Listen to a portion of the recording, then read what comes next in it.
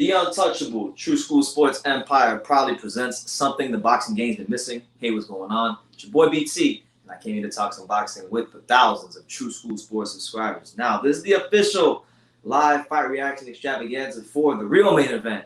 I said the real main event. Show the hands, people. The real main event. Conor Benn versus Adrian Granados. You know, obviously the main event is exactly Josh Warrington versus Mauricio Lara. But we're here with Conor Benn. We're here with Adrian Granados. That's the real fight. You know, shout out to everybody out there. Make sure y'all smash that like button. Give me your predictions. Let me know what you guys think about tonight's fights. All that good stuff, man.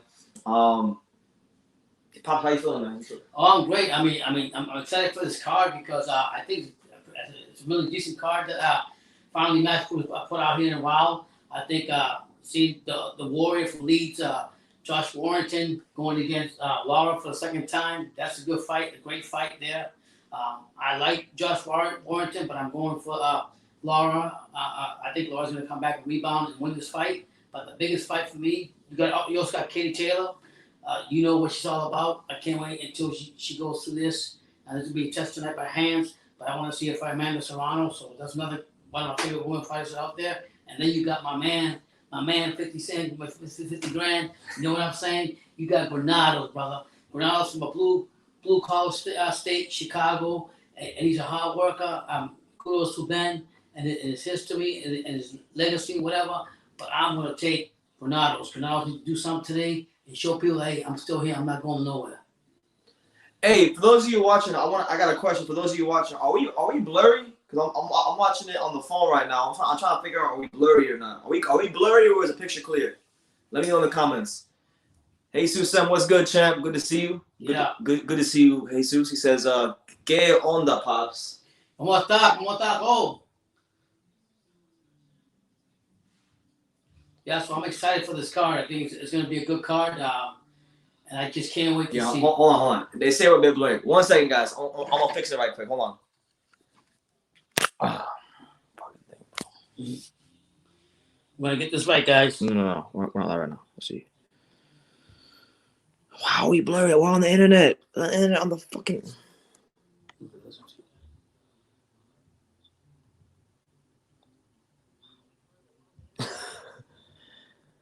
All right.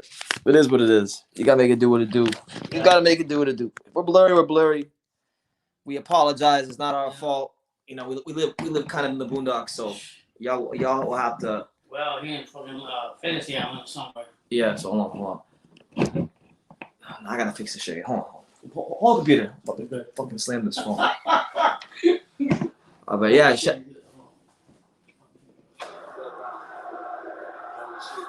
plug it in. Yeah, right now we got Ebony Bridges fighting. You know, shout out to Ebony Bridges. You know, she's someone that Eddie Hearn's putting a lot of resources and backing into, and she's fighting some French girl right now. And she's beating she was beating her earlier. I don't know about now. I gotta fix this shit.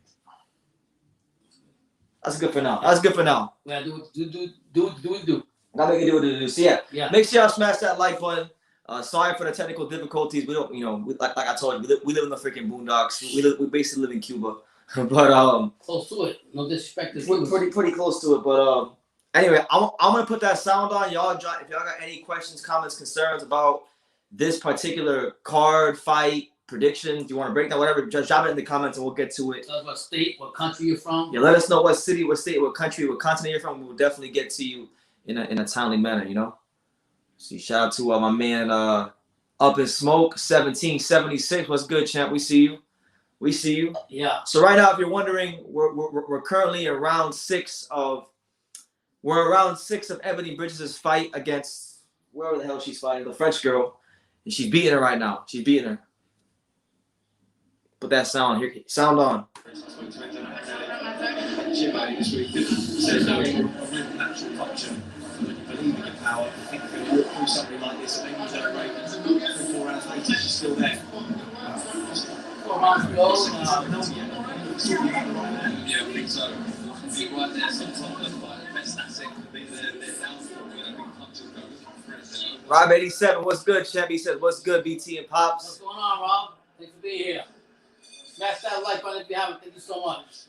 What is the next fight? The next fight is gonna be Maxi Hughes. I don't know if you guys are familiar with Maxi Hughes, but Maxi Hughes, biggest win came against Jonah Carroll. He scored a massive upset against Jonah Carroll. He's fighting I forgot who he's fighting, but Maxi Hughes. Maxi Hughes is fighting is next.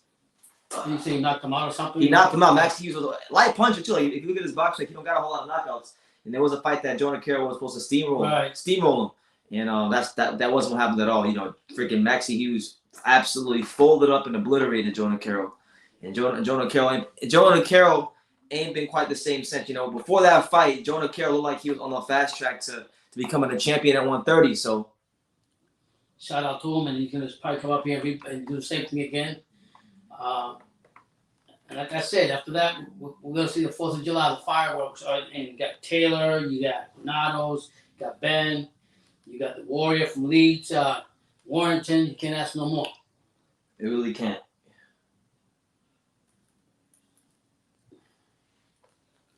But yeah, man.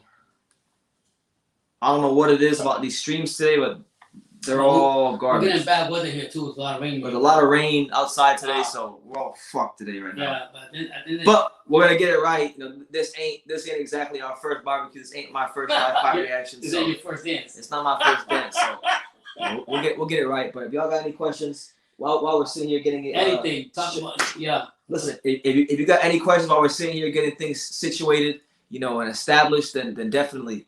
Bring him out there. Yeah. Shout out to my man W. Rowell. He says Jonah Carroll was always trash. Oh shit. Now, I wouldn't say trash. He beat Scott Quigg. So you got a free ride? Is what he's saying? He's gonna get a free ride? He gave Tevin Farmer a really tough fight. He damn near beat him. Mm-hmm. You know, that fight was really close. Mm-hmm. I mean, I don't think that Tevin Farmer was that good to begin with, but I'm saying Jonah Carroll, he was world champion when he fought Jonah Carroll. Yeah. And Jonah Carroll did give him a really good fight. Who's a better excited fighter, Jonah Carroll or Anthony Fowler? Oh, there's Josh Warrington. Josh Warrington has arrived to Ellen Road, so Josh Warrington's in the arena. He's in the building, flanked by those big ass Matchroom security guards that I've seen in person. Those guys are big ass. Oh my god! Like the Matchroom Boxing security guards, they're like 6'5", 260 pounds. So they're like tall and they're wide. Yeah. It's not like you know. It's like a brick wall. Yeah. It's like the Great Wall of China. It's all that UK food they eat. Baki Hamna, shout out to you. He says the untouchable, the greatest reporter in all of boxing, the best father and son duo in the world. Salute to you, Baki. Good to see you, thank champ. you so much. Yo, but you said BT that anytime Austin fights in Leeds, he becomes a tough. He's better. He's better at home. He's a different fighter when he fights in Leeds. Or just an animal. Yeah. So like if Lara beats him in Leeds at Ellen Road, the whole Leeds United. Oh man, but he's a confident fighter. What a win! What a win that would be. He didn't let even in the press conference, he didn't let Warrington intimidate him or nothing. He told you know, I got disciplined too. I didn't get hit easy, so I'm waiting for the second challenge. See what you got. Simone Picard, he says, guys, is the finish match Adrian versus Ben? No, it's not, but that's the fight that I'm excited for. So that's why I put it in the title. Mm-hmm. You know, Warrington and Mauricio Lara is a cool fight. But to me, the fight that's really the real main event is Granados versus Ben. That's why I put that in the title. But I mean, no, it's freaking Lara and Warrington's the main event. It's the main event. Tevin Farmer has one eye like Earl Spence. That is true. I remember I met Tevin Farmer. I met Tevin Farmer in person one time, and I said, "What's up, champ? Good to see you." And he had one eye looking at me, one eye looking that way. Are you serious? Yeah. Yeah, we're in the 7th round of Ebony Bridges' fight. You know, Ebony Bridges, they call her the blonde bomber.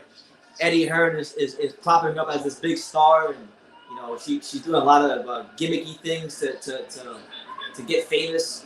You know, boxing. She's using her headlights to gain subscriptions, to gain followers, and to gain attention. So. Oh, good. Whatever it takes. You already know how they have to add 2 views, you know what? So be it. But there is like I said, 18 seconds left in the 7th round of 8, and she seems pretty decent. I think she know win this fight. How are you be? What I want to know is, okay, why is Eddie Hearn has got her back and active again? Why isn't he getting Shannon Courtney, who already beat her, back and active? Oh my God, this French girl, Yeah. This French girl starting to land some right hands. Yeah. She don't look tired either. No, Ebony Bridges, she's someone that is an exciting fighter to watch. You know, she comes forward. She has no defense, so she's gonna always be in good fights. Yeah. Because she comes forward and she has no defense. I think Eddie Hearn, he picks people that he wants to put out there more active and get involved more. And sometimes he leaves the other ones on the shelf. When he should, he's got to put them out there too. You know what I mean? Yeah. And but I mean, kudos to him. He's doing his thing to challenge Sky Sports, going to challenge the Fish Eyes and BT Sports on what he's doing. So there's a lot of competition right now in the UK. Will Eddie Hearn succeed? I don't know, but I do like this card. W. Rao says, Bridges is a cringy mess, as fake as her chest. Oh wow! Damn. Is that what you say the way? So you don't see it going far in boxing? Basically, He's just saying in general as a person, she's Yeah. pretty messy. Right. I was just You talking. know she has a boyfriend? I just saw. I never knew she had a boyfriend because she don't behave like it on social media. She's going crazy. Oh, she just quiet down low. She was down low. But I mean, we just talk about non-American boxing. We won't mention her name, and the same thing. She uses her tributes to get. I mean, she can't win any fights, but she gets her tributes and her headlights and her trunk and whatever she got. Trunk. I mean, when I say trunk, I mean her fucking ass. Yeah. Basically, she uses all that to her advantage to the boxer. So whatever woman got to use it. Michael Clary, shout out to you. He says, I love you guys. JT, I think he meant BT. Yeah, thank you, man. BT, you are a boxing scholar. Do you play Fight Night Champion? I used to play Fight Night Champion. I don't really play video games like that. Speaking about that, you know, EA's come. All of a sudden, EA now that ESP got a new boxing team. EA Sports coming out with a boxing team, I think. They are? Yeah, I was thinking about the other day. Is that true? Do you guys know anything about that? EA Sports coming out with a boxing. EA Sports is coming out with a boxing game? Yeah, I was thinking about the other night. I said, oh, all of a sudden, we were begging for a boxing video game for 10 years. ESPN said no. We're too busy making UFC games. And now they want to come out with now they want to make a game. ESP's going to blow them out the water. I don't tell you or not. We'll see, man. I still have my questions about ESBC. You think so? The roster's cool, but what's the gameplay like? You can have all the fighters involved in that game, but if the gameplay sucks and the game is actually fun to play, then what's the point? But just having those stars in there, a lot of playmakers in the EA Sports. The gameplay better be good. Yeah. If the gameplay isn't good, about the graphics. No, I don't care about the graphics. I'm talking about the gameplay better be fluid. Like it better not be like. They better put some UK fighters in there too. Okay. They got enough UK fighters. The studio that's making the game that's from the UK. Okay, shout out to the UK then. They got British club fighters. I never heard of them fucking game. Are you serious? I'm serious. They have British fighters in the game. I've never heard of them. We have Hall of Fame fans in the UK in there. They have trainers everything. Yeah. Shout out to ESP by BT. Ebony Bridges, her fight just ended. It goes the full 8-round distance. I think she definitely did enough to win. You know, it was a fight where there was some good sustained action, and Ebony Bridges was landing the harder shots. I think she'll get a decision. Yeah, it's in the fridge. But yeah, shout out to Michael. Now, I play it, but I haven't played it in a long time. Conor Benn versus David Abination. Who do y'all got? I'm not going to answer that question because Conor Benn, he got to get past Adrian Granados. We're not going to overlook Adrian Granados. Adrian Granados might hit him with a couple right hands and just mess up all those plans. But if he can get past him, then I would say in that fight, it's a tough fight. I would slightly favor Ben, but it'd be a good fight. ESBC gets new boxes like every day. That roster is about to be huge. Y'all better have a lot of data open on your Xbox or PlayStation. I don't even have an Xbox or PlayStation, so maybe like next year, maybe next year I'll get one like in the summer, or maybe next year for my birthday I'll get one. But I don't have one right now. It's not really on my agenda. Oh, here he comes. One of my favorite people in all my subscribers, my boy Hyro. He says, the real champ is here. You guys are my Timothy Bradley and Andre Ward commentary duo. BT, send me a playlist. I want to be walking all week and read my little DMB book. It's my goal for now. Keep me in your prayers. All right, Hyro, I'll definitely be doing that. And I got a playlist for you. I'll send you a nice little playlist later in the week. But yeah, man, we here. If you're Untouchable, True School Sports Empire, it's your boy BT. We're here live for Josh Warrington, Mauricio Lara. We're here live, definitely live for Adrian Granados versus Conor Benn. Make sure y'all smash that like button because I want this video to get out to as much of the world as possible. Here comes the decision on this.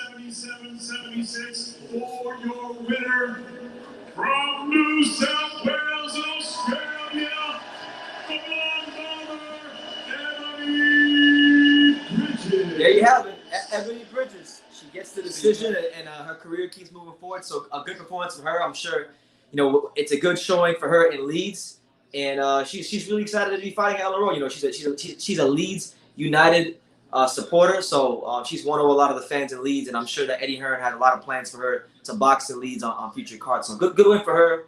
I'm cool. I'm glad it's over with. I'm glad that fight is done and dusted, and we're inching closer and closer and closer to the real main event, Adrian Granados versus Conor Benn.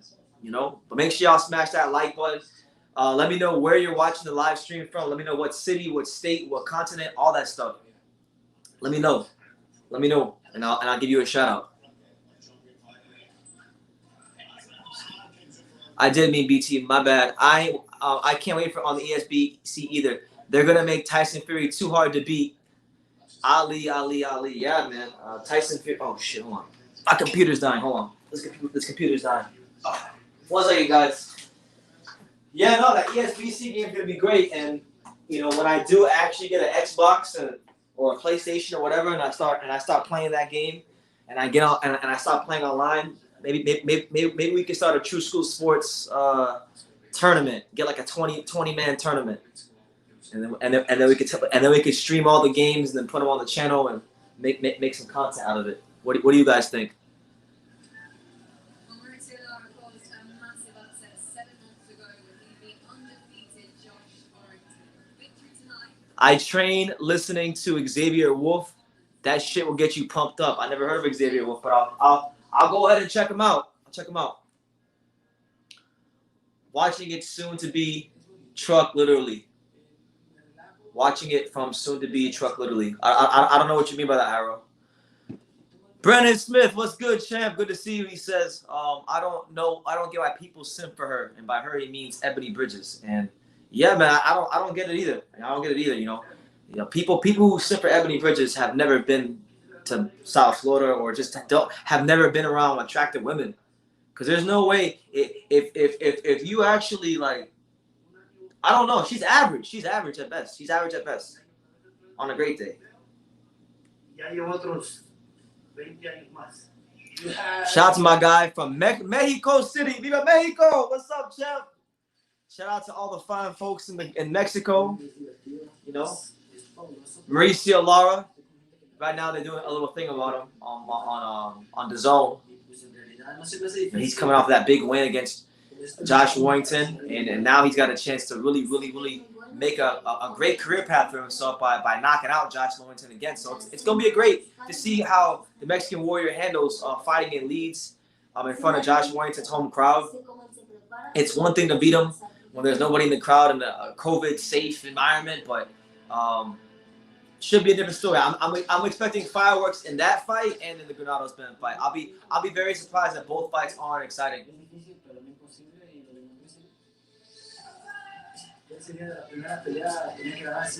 God, man, he beat the shit out of Josh Warrington. Isn't it crazy? Like around this time last year, I remember in the featherweight division, the big talk was about how Can and Josh Warrington, how that would be a great fight, and how people were really excited for that fight and all this stuff. But both those guys have lost. Warrington got knocked out by Lara. Can got knocked out against Lee Wood, and now Lara has a chance to ruin the apple cart all over again. So just crazy. Crazy how things can change in a year, not just in life, but in boxing as well.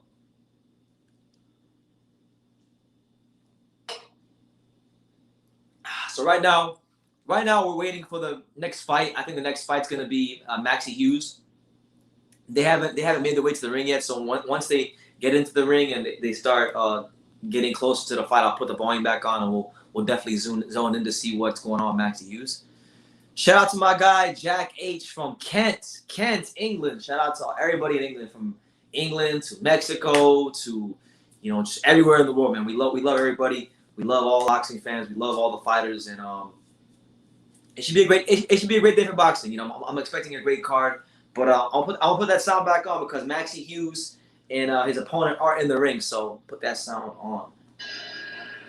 Ladies and gentlemen, from Headingley here in Leeds, England, live on the zone, we are set to go with a special lightweight world title attraction. It's all being brought to you courtesy of Mr. Eddie Hahn of Matchroom Boxing in association with Nira Boxing. We're sponsored by Betfred, StubHub, Well Hydrate, and JD Sports. This bout is sanctioned under the auspices of the British Boxing Board of Control, whose steward in charge is Robin Smith, and the International Boxing Organization. The president is Ed Levine, the supervisor is Andre Von Gruber. Xavier Wolf is a rapper from Tennessee. I'm surprised Caleb Plant hasn't walked out with them. They're from the same state. He might in the future. You don't know.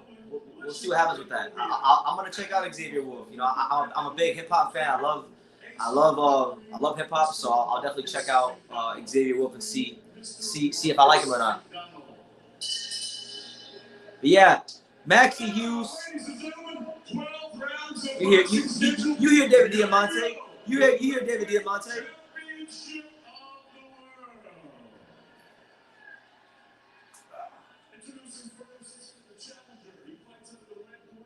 Shout out to my guy RVDV1, London, England. Yes, shout out to London, England, the whole of London, England. God bless you guys out there. And 5 minutes going by way of knockout. This Cinderella man Southpaw fights out of Russington, Yorkshire, England. Is it good? It's Maxi Hughes, the guy that knocked out Jonah Carroll. He's from somewhere in Yorkshire, so the crowd's going crazy. I can hear him in the background. Come on, I hear, come on. Yorkshire, Leeds, Yorkshire. Yorkshire, like South Florida. Lance Meyer, what's good, champ? How you doing? Good to see you, Lance. Yeah, you got right now we got Maxi Hughes versus Giovanni Stratton. So we'll see what happens. It's the classic England versus Mexico matchup, and you guys already know if Maxi Hughes wins, they're not gonna say anything about it. But if Giovanni Stratton wins, they're gonna say, "Shoot, another Mexican beats your British father." You know what I'm saying, right? Yeah. I'm telling y'all right now, if Maxi Hughes wins, they're not. If Maxi Hughes wins, they're not gonna say a word about it. You look that looks like that. He means business though. But Giovanni Stratton, he wants some smoke. Okay, we see you, Giovanni. We see you, champ. He got this real stoic look on his face. He's shadow boxing real fast. We see you, champ. He ain't blind. We take the name there. Oh, Giovanni Stratton's looking into that man's soul. That boy looks like he hungry. Yeah. He looks like he wants a sandwich with extra peanut butter and jelly. Look at Giovanni Stratton. And an extra hot dog. All right.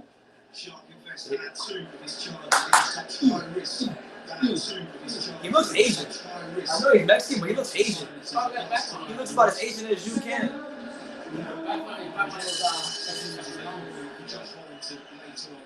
All right, so here we go. Maxi Hughes, Giovanni Stratton, first round. It's a southpaw versus southpaw matchup. Maxi Hughes trying to build off that big win against Jonah Carroll last year in front of the Yorkshire Leeds crowd. Yeah. Giovanni Stratton trying to add to the long list of Mexican fighters who have come to England and upset the apple cart. Are you serious? Yeah, it's happened a lot. Wow. Stratton seems like he's the Mexican fighter seems like he's very patient. Yeah, he does. That's the impression I get so far from him. Chooses when to throw his punches. Yeah. Shout out to Maxi Hughes. Maxi Hughes has the Donardo boxing gloves on. A very popular brand of boxing gloves. Yeah, Italian boxing gloves. They're getting very popular in boxing. Good feint there from Maxi Hughes. Giovanni Stratton surveying Maxi Hughes. There you go. Good jab from Maxi Hughes. There you go. I can already hear the Leeds fans singing. You see with the hands on. They sing this shit. You love him already, yeah. They're already singing in Leeds. Wow. Yorkshire fighting Leeds? Is that why? Leeds is part of Yorkshire.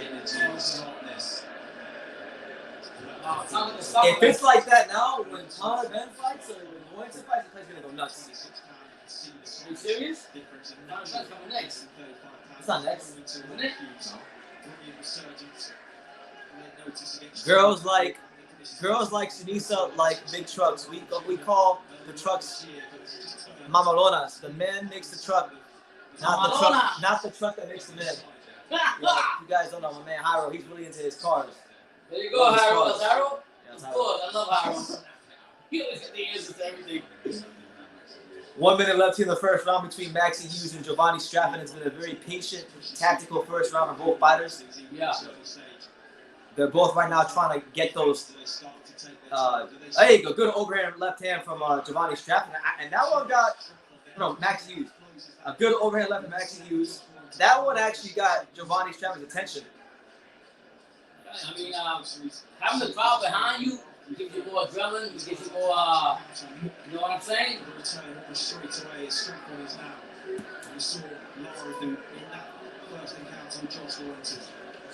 dark over there with you? It's always dark in England. What are you talking about, man?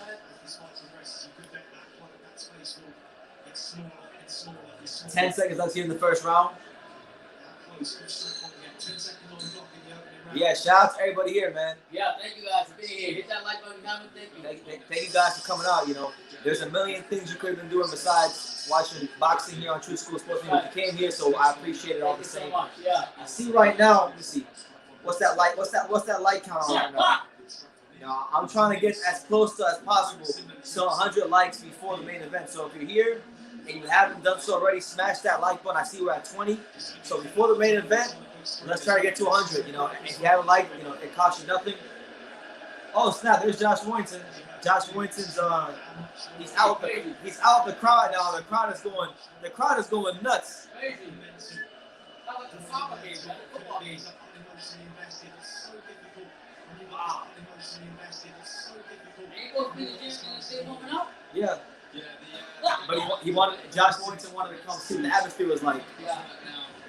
look, dude got a beer there. I'm telling you, by the time Josh Warrington fight, I'll give you experience. Yeah. I remember I went to watch Anthony Joshua versus Ruiz at a pub, a rematch. People were drunk before the co-main event. Not the main event. They were drunk before the co-main event. Any reason to drink? Huh? Any reason to drink.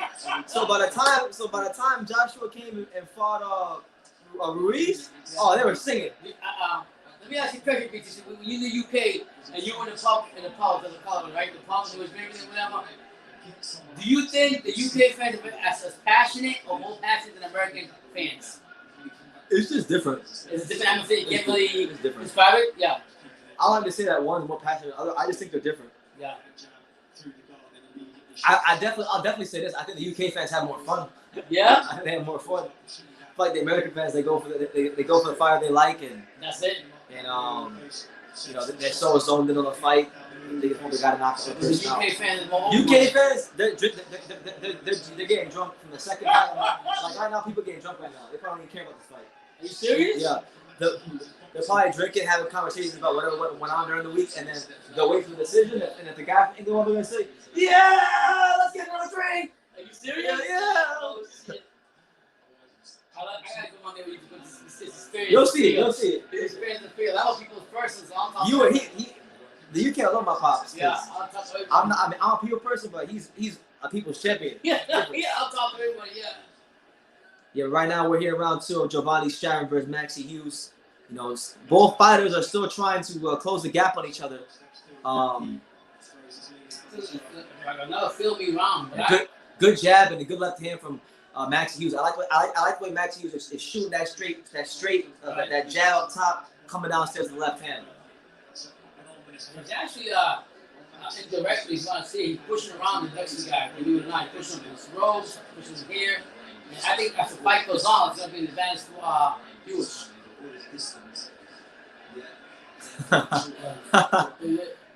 Gunnar Caesar says Straffin is going to be Haney's next opponent. Oh, the shit. Mexican dude. Yeah. Why you say that? Why you say that? Are you trying to say Devin Haney ain't that good? Ooh, good left hand by Giovanni Straffman. Okay, so Giovanni Straffman's being very patient, he's letting Maxi Hughes get his punches off. I'm very interested to see what's going to happen in the third, fourth round. I feel like he's doing this by design. Yeah, I think Straffman. As the second round's progressing, Straffman's starting to throw more punches. Closing the gap more too. Yeah. Oh shit! Gunnar Season said that Eddie Hearn said that if Straffman wins this fight, it'll be Devin Haney's next opponent. What do you think, Devin Haney versus Straffman? Haney, no disrespect to who you is. I think Haney beat him off. What do you think, man? I don't know. I don't have an opinion. I've only watched the block for 2 rounds. Yeah. I go by my gut feeling when I see him. So that's why I call him my opinion.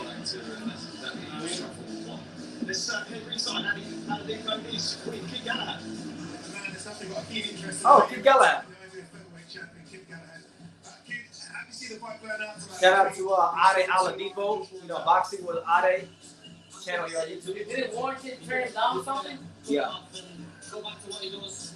Stick to the top turn, keep it nice and simple, and win on points. Hey, Hyro. Does it? I bet you Hyro's gonna say something that Kid Galahad looks like Kell Brook. Do you think Kid Galahad looks like Kell Brook? Yeah, he does. Yeah, he does a little bit. Yeah, ain't gonna lie. Eddie Hearn says a lot of things that don't come true. It's up to the fighters, not him. That is true. I don't really pay attention to what Eddie Hearn says because if I do that, I'm gonna be my head's gonna be smelling like a top. You know, you gotta understand as a promoter, Eddie Hearn's gotta sell the fight. You gotta say what you gotta say to get the fans' attention. Oh, here's a good question. Shout out to my guy Fat Apples. He says, Fat Apples? Guy named Fat Apples. I like He that. says, Fat Apple says, what do you think about Eddie Hearn hitting 935 on the punch machine, which was more than the 927 Deontay Wilder got? Oh shit. And let you know that Eddie Hearn's he's a big MF. Yeah. And being that he's been around boxing his entire life. 6'6", something. Oh, I didn't see him. 6'3", 6'4", he's big. I mean, besides that, yeah. Why? I mean, hey, Eddie Hearn might have picked up a thing or two here and there in the boxing gym. They actually asked me, talking about that, they actually asked me a couple months ago when I was watching and hearing Michelle Phelps go talking, and she asked me, like, Eddie Hearn, were you be interested in doing any exhibition fights? He quickly said no, but he said, hey, if the money's right, we never know. Fat Apple says both are watchable on YouTube. I'm gonna check it out. You know, let me check that shit out. What's up, I want to see Eddie Hearn hitting this damn punching machine. I want to see. I think I heard about it once, but I never watched the video. How long was that going? When he was like 18 years old? No, recent. Eddie Hearn punching bag. Let's see. Eddie Hearn destroys the bag. No. Eddie Hearn dominates the punching machine. Let's see. Wow. Let's see what you got. Oh man. Was it a right? That's a good right hand. Was it? Look. Let's see if Pops thinks about the right hand by Eddie Hearn. Look. Oh, he's ready. That's a straight right hand. That's a good straight right hand. He ain't playing. He's seen enough of the ball from his boxing and his fighting. Yo, look, he got a 9. It was actually a 941. He got a 941. It was a straight right too. Straight right. Steak knife straight right. Yeah. I give it to Eddie. I'm not no hater. I give credit where credit is due. That was a fucking beast ass right hand. He got a better right hand than some of the fighters he has on his cards. Shit, man. Shout out to my guy Alfred Miller. Good to see you. Jesus M says, "Am I scoring the fight?" No, I'm not. But what I can tell you is I haven't been. I can multitask. It's a fight where, as the rounds go on, you start to see the gap between Maxi Hughes and Giovanni Straffman get smaller and smaller and smaller. So, you know, I'm very, very sure that we're gonna get an explosive outcome here very soon. Yeah.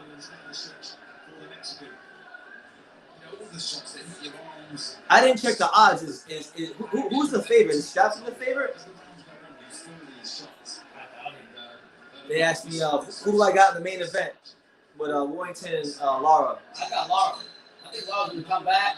The way he was confident, his confidence. He said, "I don't feel anything." I got Warrington. I respect one of my favorite fighters, but I just think that I think the way Warrington was talking to Lara, I was like, I'm not afraid. I legit do not think Josh Warrington. And I think the pressure's more on Warrington than it is Lara. So that's what I'm saying. I don't think Warrington can lose the Leeds. You see him be a beast mode? It's not bad. He'll be a Leeds. He called friend of the Leeds. You beat him to a pole? Like you like the league? His biggest wins have all been the Leeds. So you expect him to do the same thing? I'm going with Lara. I think Lara's So me and Pops are in disagreement. I got Lara. He's got Mauricio Lara. I've got Josh Warrington. Yeah. I just think Lara's gonna come back. It's a different animal. The pressure's more on Warrington than it is Lara. Baki Hamna, I want a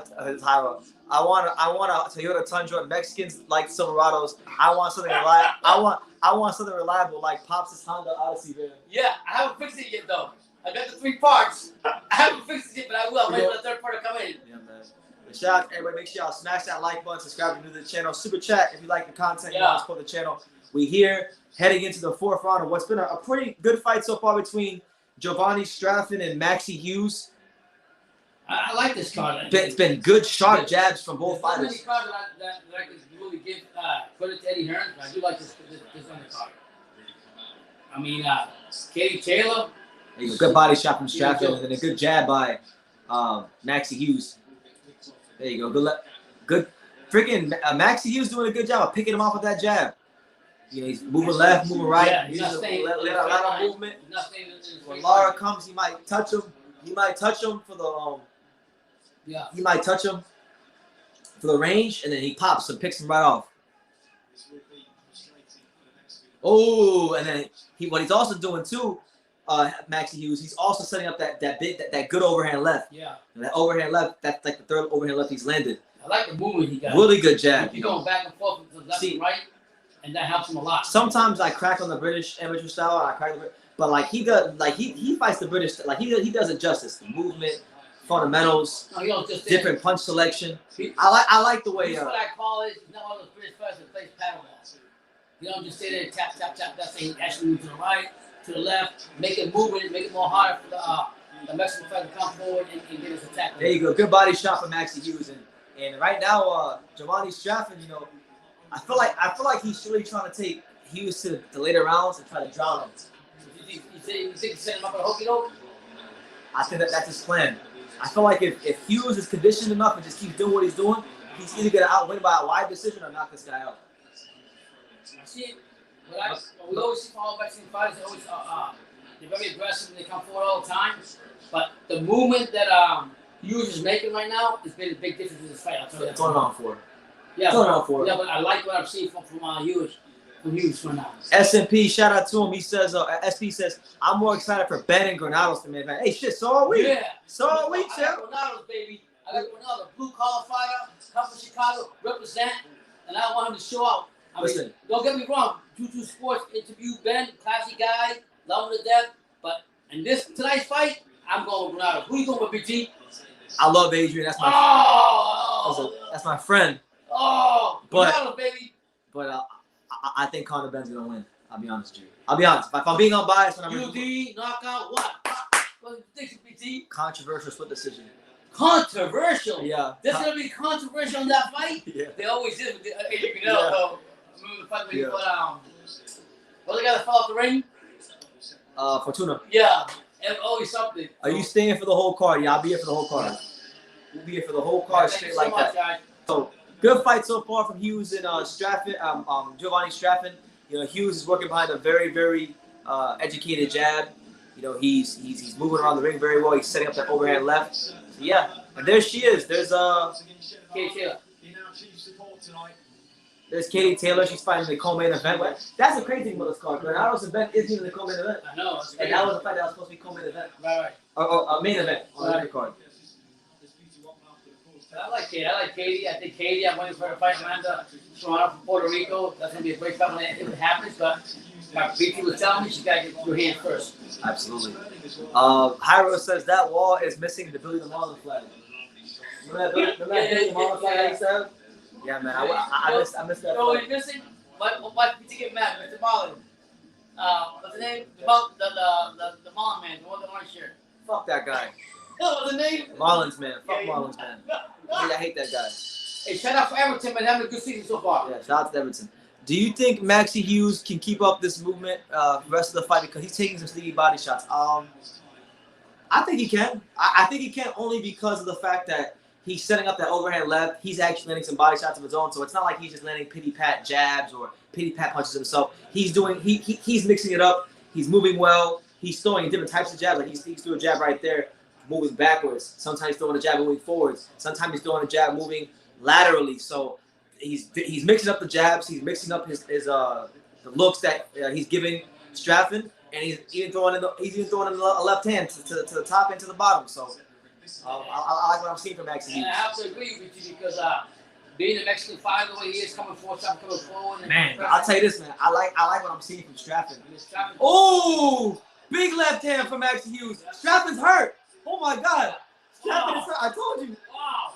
Oh, he's trying to finish. Oh my God. Oh. Strafford is getting fucked up. Bench 57 left. Strafford's Ooh, on the hold. I hope for He's trying to finish the show off. He's going to the body. He's going to the.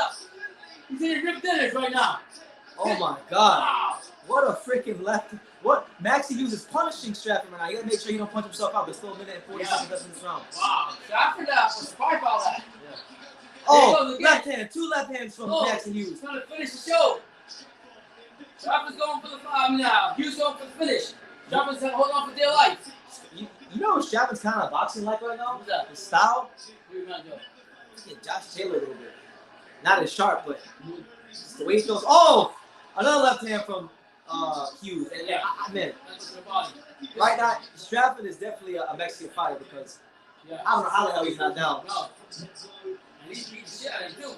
Down by the ropes right now. I'm going to tell you this. If Giovanni Strafford comes back and wins this fight, this is going to be a legendary comeback. Yeah.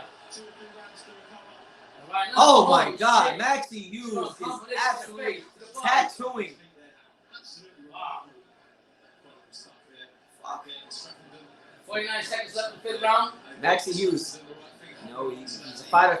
He's just beaming with confidence right now. Yeah. But Strafford won't go down. No, he won't. That's He crazy. will not go down. Again, Oh my God. Two left hands from Strafford. Oh my God. Oh, you're right. Going to the body level cut. Left hand, right hand, right hand, left hand. Hand and rib dinners. Rib dinners, Oh my steak God. knives. Whatever Maxi you Hughes want. is punishing this Full dude right meal. now. From Hughes, a full meal. Wow. No, he was good, Brandon. What do you think about what do you think is more impressive? The accuracy of Hughes or the chin of Strafford? What's more impressive to you right now? I'm gonna go. I'll give Mexican fights have always been tough to get, but I gotta go with Hughes right now. I gotta go with Hughes. I'm trying to tell you. I got. The punches, I'm gonna tell you this. combination, the rib dinners, the full meal. You gotta go with Hughes. I'm gonna tell you this, man. Great round from Maxi Hughes, but you know, if these next two rounds are gonna be very important for him. He gotta make sure he manages his energy really well. Because he can get tired, and this could be these next two rounds. I feel like could be a point in the fight where Strafford can take advantage. Because in that round, he's taking his best shot. Right. Like he's not gonna throw any punch better than that overhand left. Right. He literally hit him right on the chin, and the guy didn't go down. So he knows what he's working with now. I mean, kudos to Mexican fighters. They're tough as nails. So you know they can hold on to that. They got a strong chin. They know what they're doing. They can get in there. But I just think the way and energy that Hughes brings to this fight, I think he's gonna win this fight. We're gonna see, man. We're gonna see.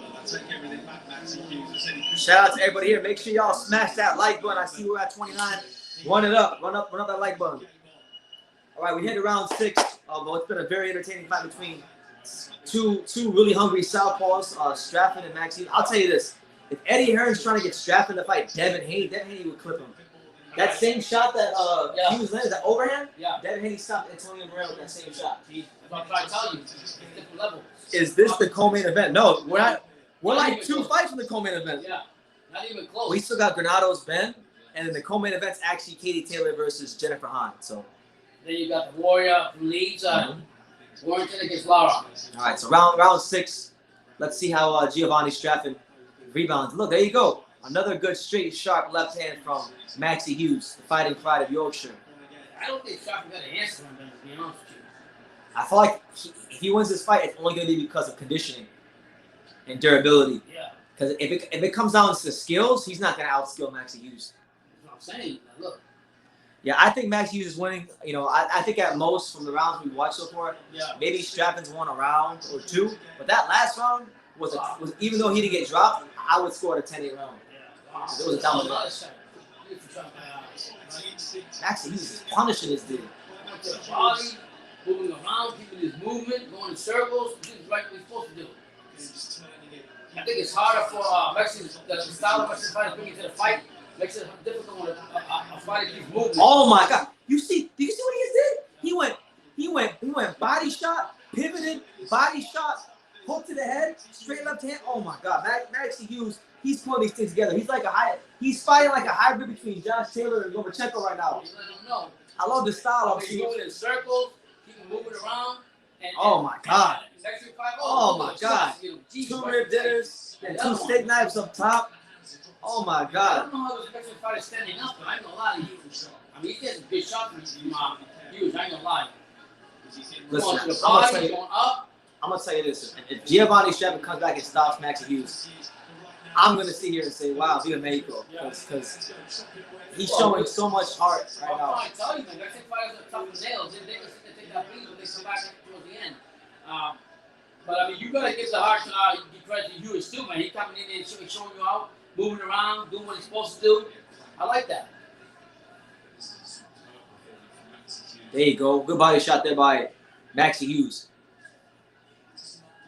Man, and right now what I love from Hughes, he's digging to that body. A lot of times British fighters don't have a reputation digging to the body. Yeah. But that hasn't been a problem with Maxi Hughes. No, that's what I'm saying. He's not playing patty cakes. He's getting in trying to. Oh my God. And like when he shoots that straight up 10, he's shooting you with bad intentions. Yeah. I don't see. I haven't seen the answer from the Mexican fighter yet, to be honest. You? All right. That's the I have conclusion not of seen that yet. That's the conclusion of round 6, man. Maxi Hughes, he's putting on right now until Giovanni Straffin can turn the fight in his favor. I gotta say it, he's putting on a masterclass performance. And there's Conor Benn getting warmed up with the most underrated trainer in the UK, Tony Sims, my favorite trainer in the UK. He's better than what's the guy that Josh Taylor got? His name? Ben Davison? No, Ben Davison. McGuigan? Yeah. Yes. I like Tony Sims. His fighters always come prepared. Right. You know, and he's really improved Conor Benn. And look focused too, man. He better be focused. If not, Granados gonna iron him out. Wow. Anthony Mazzano, what's good, champ? Good to see you. King Hassan, salute BT and Pops. Like I said before, my heart is with AG, but my head says Ben. It's a fight between poverty versus privilege. Hopefully AG can prove me wrong. May the best man win. Excellent comment. That's a great comment. And King Hassan, you know, he's always Put it on been coming here for years, always giving good comments, so I appreciate you too. Put on point. I agree, you know. Adrian Granados had to get it from the mud, and he's never been given anything in his career. And most fighters that got thrown in his situation would not have anywhere close to the career he's had, you know, being able to be in these big fights and make good money. Going to this fight has more pressure. Ben coming to this fight? Ben's got all the pressure. Ben's coming off of a statement performance against Vargas. We'll get to that later. I want to focus on this fight because this fight right here deserves our attention. This fight with Maxi Hughes and Giovanni Straffin deserves our attention. We're around 7 right now. Maxi Hughes is putting on a masterclass performance. Let's see how Straffin looks in the second half of this fight. He's got to answer. He's got to do something. Because I really think Straffin's game plan all along was to get him to this point of the fight. To get him to the side. To this point of the fight, yeah. Oh, another overhand left by Straffin. I don't see Hughes. He was getting tired. I'll be honest. He's moving around. His movement's still perfect. I mean, Straffin's landed about a good 7 straight overhand rights on right on the chin. And this guy has not gotten down. They might need to test this guy to see if he got that computer roll. I don't know why he won't go down, man. Because these punches are extremely accurate on the button. Yeah. I mean, the game plan that Hughes is fighting so far has been great. I'll be honest with you. Oh! He shot the jab, then he changed the level, and then shot the uppercut, and then threw another jab. Beautiful punch selection from Maxi Hughes. You know, footwork, commanded real estate. He's been owning this fight, or as the Brits say, he's been bossing this fight. What did they say? He's been bossing this fight. Bossing? Yeah. Anthony Mazzano asked, True School, why does it seem that in general fighters from the Caribbean, Mexico tend to not have good technically sound defense compared to the European fighters? Because in Mexico, or in the UK, for better or for worse, they're top fundamentals. They're very, very, very, they're top by the book, textbook boxing. And it's good, but sometimes it's their undoing because fighters will have attributes where sometimes they should abandon being so damn textbook, and they don't, and they stay within that frame. So like they don't fight with an open mind, and it actually winds up hurting them. As to where like with Mexican fighters, these guys don't have no amateur background. They turn pro at 15. You're 15 years old fighting guys that are 26 years old, and sink or swim. You put tested, so I mean, at the end of the day, Maxi doesn't have the same quality training. I don't think that the UK fighters get. I'll be honest. But they make up for it. They make up for it with toughness and grit and durability. And this guy doing the same motion for Mexican fighters, coming forward, to move forward, and attack. I don't like to generalize Mexican fighters or fighters from countries, but like when people talk about the Mexican style, like Straffen has that style. Come forward, very little head movement, high guard. Yeah. What division is Maxi Hughes in? I think he's at 130 or 135. He fought Joe Nocaro, so I think he's at 130. Yeah, shout out to everybody here. It's your boy BT, the Untouchable True School Sports Empire. I feel like the fight for him really starts in the 9th round. Are you serious? Yeah, because you just gotta go for a knockout. You can see what kind of fighter he is. He don't got the skills. So his plan all along has been to get him to this point, let him punch himself out, and look for that big shot in the later rounds. And I really feel like the ninth round is where it starts. I'm not saying it's gonna happen. I think Hughes. I'm not saying it's gonna happen, but I'm saying I guarantee you, come around the 9th or 10th round, just punch out. Because Hughes is got a good fight game plan, movement, side to side, jabbing, uppercutting, combinations. Here we go. Yeah. Listen, with boxing, shout out to Anthony. With boxing, Anthony, Evander Holyfield told me a long time ago. He said, you got to fight the fight that works for you. So what works for me as a fighter might not work for the next man. What works for Devin Haney won't work for, Adrian Granados. What works for Adrian Granados won't work for Josh Taylor. That's true. Everybody has their own styles and attributes, and it's up to you to learn what those are and maximize them and fight to those strengths in the ring. Within the fight, exactly. Within your opponent's weaknesses or whatever it may be. Shout out to Blueprint Sports. I like his picture. Got the old Jay-Z Blueprint cover on there. He says Mexico needs more Nacho Berensteins. Yeah, absolutely. More teachers of the fundamentals. Hyro says Lee Wood is a very textbook fighter. Hyro hates Lee Wood. Are you serious? Yeah, he doesn't like Eddie Hearn gassing him up. Is Eddie Hearn's big fan though? Hyro? No, PBC. There you go. That's why. Round 8. Here we go. Round 8 of Maxi Hughes versus Giovanni Straffen. Let's see. I really think these next 2-3 rounds we're gonna see Giovanni Straffen pick up his punch output. He's actually losing the fight, I think. He is by a lot. He's got to turn it on. I mean, he's in the middle of the ring, taking those body punches from Hughes. I think it's a big shot. I don't know what's going to happen against Hughes. So no seat and hesitation, giving himself the openings upstairs. What works with him is the turns now. He needs a knockout for one, I'll be honest with you. Nice leg from Hughes inside. Left hand again. Yeah, right now the pace of the fight has slowed down a little bit, but I'll tell you this: freaking Straffen's starting to throw some more punches. But one thing I like about Maxi Hughes, even though his punch output's lower, Maxi Hughes is still throwing the body shots and moving, not staying stationary.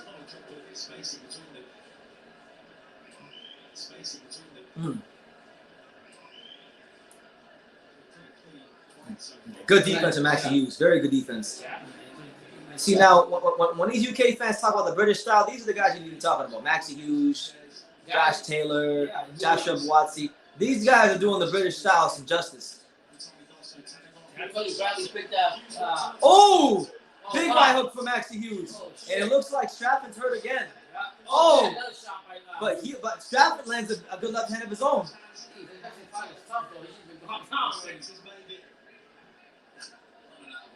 Fuck, man, this guy has not got hit the canvas yet. Yeah, he's been getting hit hard with shots. Chin, everything there, he's getting hit.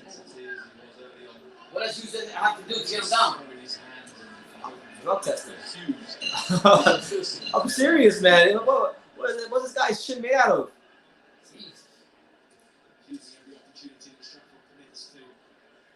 All right, so there you have it.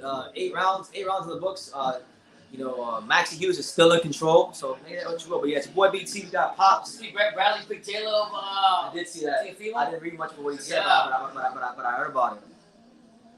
Anthony says, "True school. That's why I like American boxing because they're a mixture of the comfort style, like you see in Puerto Rico, Mexico, and technically sound fighters from Europe." Yeah, I feel like, listen, call me biased, but I think the USA style of boxing is the best.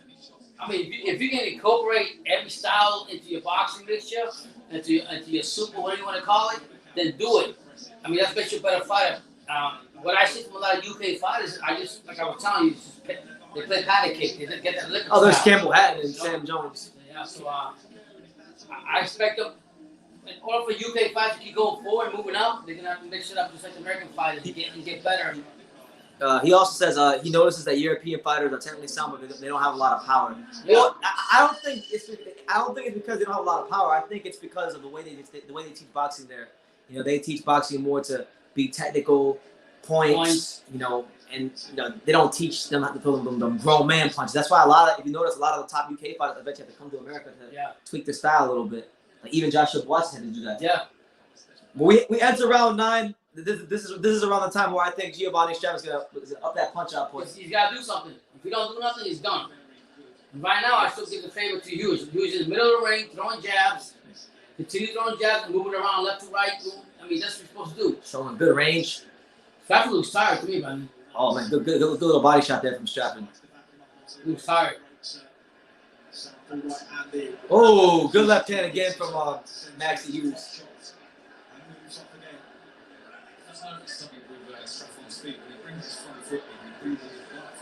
Oh, like beautiful. That's beautiful boxing right there.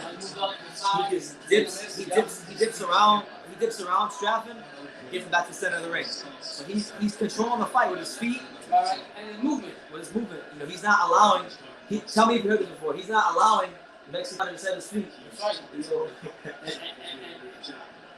remember this when we see that fight with Plant and Canelo. Steps where Sharon asking to meet him head on the centre ring. He hasn't done that with his box start and sport.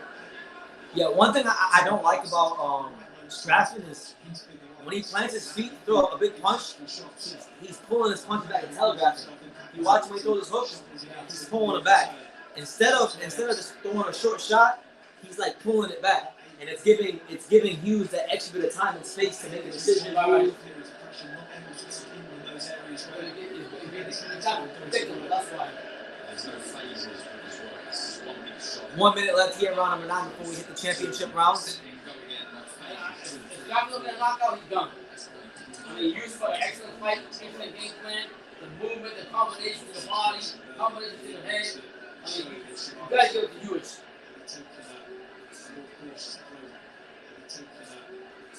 Shout out to my guy Joseph Torres. He's been here talking about Canelo and how he's gonna do all this to Caleb Plant. He also says American fighters are scared to fight the Mexican style.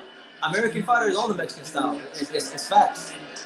It's facts. You come forward and come forward, and you got movement. It makes everything to do like Mexican fight. Remember when Pernell Whitaker fought De La Hoya? And he was taunting him in the center of the ring? Yeah. So the movement is a big thing.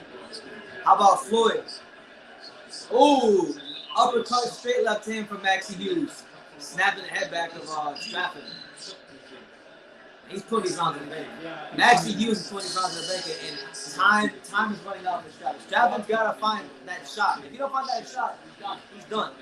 Because it's clear to see who's winning all the rounds, most of the rounds. Almost all the rounds. That really. movement that he has is causing problems because of the style he has. There's Conor Benn getting ready for his fight with Adrian All Granados. this shit Granados, man. I'm tired of seeing Ben. I mean, no respect. Building I like the Granados. foundations, and we've done a big extension now, so I'm ready to put that on display. In the fight behind closed doors, there could be Mickey Mouse and Donald Duck sitting inside. It ain't gonna make no difference. I'm so zoned in. fight in front of 20,000, it does nothing but spur you on, especially when you hear the crowd go, ooh, when you're landing the big shots. It's facts. Come on, Granados, let's do this. What is that a bit? All right, so Anthony Mazan has a question for you, Pop. He says, Pop's question. I'm a big Oscar fan. I don't know if he means Oscar Valdez or Oscar De La Hoya, but I think he saw Oscar Valdez. I think specify which Oscar you're talking about. Oscar Valdez. He says, I'm wondering do you think this is fans not knowing boxing? They tend to say that he has horrible defense. So I think Valdez does have horrible, well, not anymore, but in the early stages of his career, he did have horrible defense. He was too many wars. I mean, it's almost been a little ago in the final. Oh, De La Hoya, not Valdez. No, I don't think Oscar had that defense. I think Oscar De La Hoya's problem was that he didn't know when to box and when to slug. So sometimes he would get into these habits of over slugging with his opponents. Perfect example, the Bernard Hopkins slug. Hopkins hit him with that body shot. You know? So I don't think it was him having bad defense. I think it was just misusing the skills that he has. I hope De La Hoya gets better, man. He got that COVID-19 going fucked up. J Bone says Mexican style. You mean standing there, stationary, being a punching bag? I like all the styles, and I don't think all Mexican fighters fight like that. You know, Salvador Sanchez didn't fight like that. Eric Morales didn't fight like that. Gael Estrada definitely don't fight that way. So I'm not gonna generalize. In theory, when we say Mexican style, we mean the majority, not all. Not all. Most. Exactly. Not all. Most. Come forward fighters, pressure fighters, and you can beat them down, but they're gonna come forward and strong, and they'll take them beatings, but they're coming forward. And we're gonna see that with Canelo Plant. Ben versus Granados. Who's gonna win? Granados, baby, all day. I want Granados, but I think Conor Benn's gonna win. I'm going Granados, baby. I hope Adrian wins though. I just feel like I don't know. I've seen this movie so many times, and if he doesn't get a knockout, like I already know what's coming. So I'm trying not to get too emotionally invested in the fight, but I want Granados to win. Maxi Hughes, we're here around 10. Maxi Hughes is still boxing a smart fight. You know, Giovanni Straffen still can't find that shot to hit him and hurt him.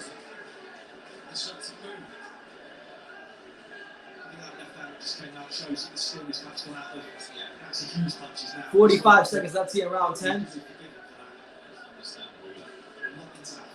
Yeah, more good defense from Maxi Hughes. Maxi Hughes still digging to that body. He's even, at times, he's even pushing back Giovanni Straffen.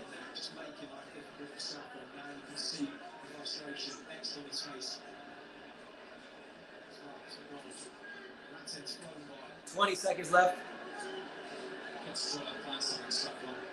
Straffen's just winging these hooks from way out wide, and all Hughes is doing is just stepping back and making these punches fall short. There you go. Good defense there from Maxi Hughes.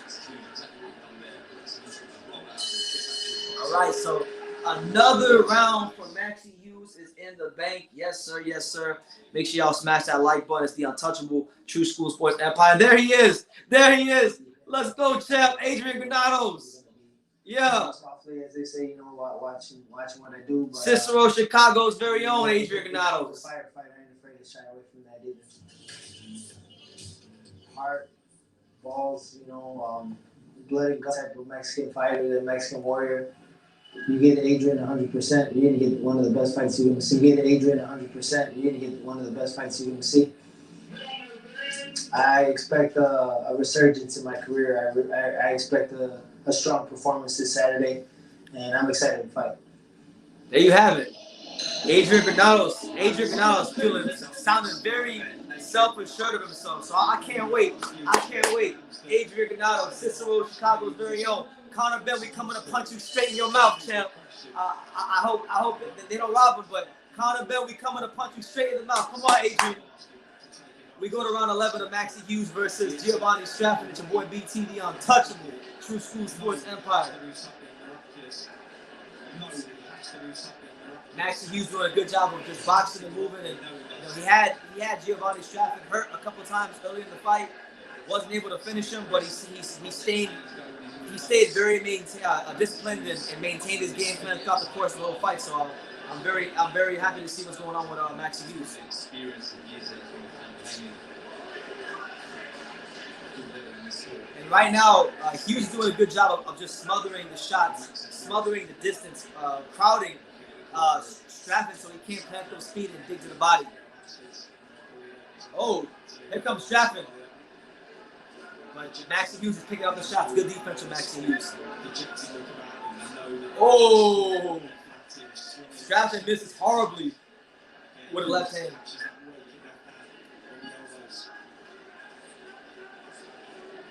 Make sure y'all smash that like button. We're getting closer and closer to the Adrian Granados Conor Benn fight. Can't wait. There you go. Good body shot again from Maxi Hughes. He's digging to that body. He's stabbing him upstairs. He's moving him around the ring, getting those legs really nice and tired of Strafford having to chase around Maxi Hughes. The finish line is near. He's got to stay disciplined. Shout out to Enrique. He says salute Brendan and Pops. Shout out to Orange Juice. Yes, Orange Juice.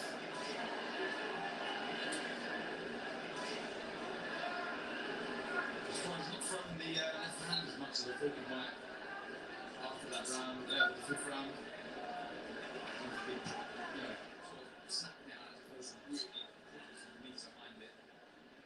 There you go. Yeah, Maxi Hughes is just boxing him. He's just boxing him. That's all he's doing, just boxing him, controlling the distance, not allowing this to be a fight, keeping it at a boxing match, and not allowing him to fight him. You know, because Strafford is trying to turn it into a fight. Hughes is keeping this a boxing match and choosing when he wants to fight. So just good ring generalship overall so far through 10 and a half rounds by Maxi Hughes. Pops isn't here, by the way. He went out to he went outside to do something real quickly. He'll be back soon. Baby, all day. Didn't mediocre Danny Garcia destroy Adrian Granados?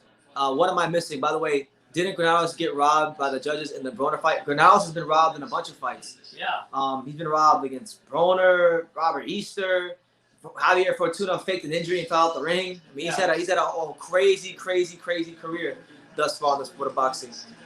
Yeah, I mean, he did not. A lot of these haven't come his way, but if Bernardo come out and do good showing today, I don't know what's going to happen. But he did upset and destroy and ruin the career of Amir Imam, who was supposed to be WBC mandatory at that time. Never got his title shot at 140.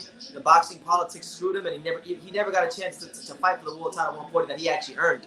He earned a shot at the world title, never got it. He was even promised to fight against Ruslan Ivanikov after that. Didn't even get that. They screwed him out of that and gave it to John Molina. And there's a reason why he's still here. I always say there's a reason why he's still here. And tonight we're going to find out. I'm taking Granados. He's a blue-collar worker from Chicago. I believe in loyalty. I don't care what my people say. And I don't think I'm reasonably logical with my son. God bless him. He got me richer than I got. But I am saying my loyal guy. I like Ben. Choose sports to do this. But I got to go with my broken out. All right, so we had... I'll get to your question in a second, Anthony. But we head to the 12th and final round between Maxi Hughes versus Giovanni Strafford. It's been an entertaining fight, but it's been a masterclass. It's been a one-sided fight. The movement he gave, the straightforward pressure, pressing the fight to come forward, it hasn't helped him at all. So he just picking him off at will with that jab. And he's moving around too, but that's what I like about him. Is this the second time you've seen him fight? I think my third time seeing him fight. He's improving. Every time I see he's improving. Yeah. Yeah, shout out to everybody. Make sure y'all smash that like button. Run it all the way up as high as possible. Subscribe if you're new to the channel. Super chat if you love what we got going on. Another jab from Maxi Hughes. 2 minutes left for Maxi Hughes. So the way I see it is Giovanni Strafford needs a knockout if he wants to win this fight against Maxi Hughes. Because Hughes neutralized everything that the Mexican guy's done. He's neutralized everything. He's taking everything away from him. Movement is the most important thing. And he keeps touching that body. Yeah. He jabbing with the body. That's big. I don't see Sharon doing nothing. Touches the body on the turn. That's that, like that jab slide over, then just 135 and 130. 50 on the clock. He's tense. And 50 on the clock. He's tense. In the arena with his strap on. There you go. Good jab from Hughes again. And look, you see them wide ass hooks. Telegraphing them. Telegraphing them. And he's keeping his distance away too, so that Mexico is coming in the arena. Making a mess of too. Tough luck guys playing in the fight. He was hoping Maxi would get tired and he found that shot, and he didn't find it. But credit to him, he's durable, he's tough, and we give him credit for that. Yeah, I mean, he got knocked. I mean, the fighter been knocked down. He was 6 rounds. Well, there you go. Man. Instead of doing sideways, Jab and rolls right out. Yeah, Straight jab, roll to the right. Every time. Every time. Some of these rounds have looked like a replay. A lot of these rounds have looked like a replay. Because Sharon has not made the necessary adjustments that he needs to make to get himself in the fight. And he's throwing this jab. playing like a corner too. You gotta have a good trainer. You gotta have somebody talking to you in the ear. Don't tell me when that guy doing the shit or what does Virgil say? I don't want to hear that. There it is. There it is. Yeah. The fight has went the full 12-round distance, and what a masterclass. A masterclass performance from Maxi Hughes. A very good display of the sweet science of boxing from Maxi Hughes. Came in there, used movement, right to left, and jab, went to the body, today, real good finish, and everything he's supposed to do to win the fight. I fully anticipate I'll get a decision, but let's get some comments. Anthony Mazzano wants to know, Pops, I'm not sure if you're old enough, but do you remember the rivalry between Berto Duran and Esteban de Jesus? Ooh, that's way back then. Wow, that's going way back now. Honestly, the war fucked up my head. I can't remember a lot of things. I'm serious. I got PTSD. My son got, we play a lot of things in my mind, so I'd have to go back and revisit it, but I'll be honest with you, my mind is bad. My son will tell you that. Yeah, it is bad. Shout out to my guy Josh. He says, hey again from Southern China. It's 3:30 a.m. Shout out to my man Josh. Southern China. In China, man. Hey, we got some boxing gloves here. You can't gloves. And happy to be watching a good night of boxing with you. This has been entertaining. Maxi Hughes is showing that if you stay focused with skills, that skills be power. Absolutely. Really? Absolutely. Great. By the way, shout out to my man John. He said, what up, BT and Pops? Thank you. Hit that like button. TBE Boxing. Make sure y'all go subscribe to TBE Boxing. He says, Esteban de Jesus was a monster and a real-life killer. Okay. And like I said, I have to be, my memory is real bad. You can tell me something 5 minutes now and I already forgot it. The war fucked up my head. My memory is real bad. You can tell me. I'm very excited for the next fight. Warrington, not Warrington, Granados and Benn. I like both fighters. And I gotta go with the blue collar. I got my blue shirt on for the blue collar workout. And I'm not saying Ben didn't put his work in the time in. But I think for Ben, he's been blessed through his father's name, whatever, to have him. He's got, don't take it twisted. He's worked hard to where he's at. Nothing was given to him.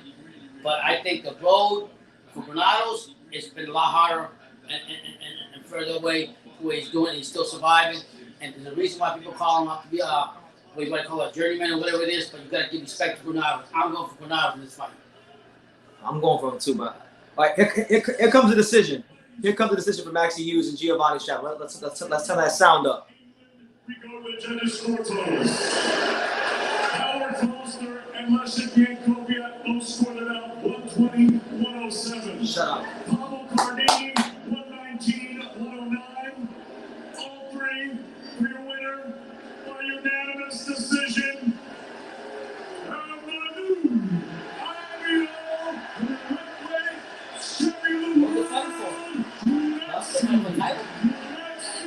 I didn't hear it. IBO lightweight champion of the world. IBO? Yeah. IBO? That's it. IBO is not a legit belt. It's not? No.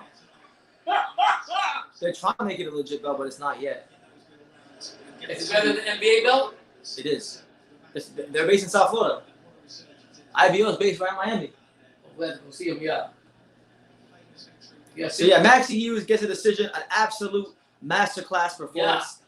Probably, I'll be honest with you, if we're talking about performance, if we're talking about the best technical performances of the year that I've seen so far, I watch a lot of boxing. I would say this fight was right up there with a fight that I watched on the Virgil Ortiz undercard with Alex Martin. He fought this undefeated Mexican fighter on the Virgil Ortiz undercard. And it wasn't televised, but I'm telling you, Felipe, I don't know if I don't see Felipe in the chat, but Felipe is here. Felipe, he was there with me. That was like one of the fire. It might have been better than the Maxi Hughes fight. Are you serious? He was actually better than Maxi Hughes. Wow. Yeah, he was an underrated fighter too. Yeah, he's a fighter that took some losses early in his career. Yeah. And then now he's with he signed with Golden Boy now. That fight actually got him a Golden Boy contract. Oh wow. Yeah. So kudos to him.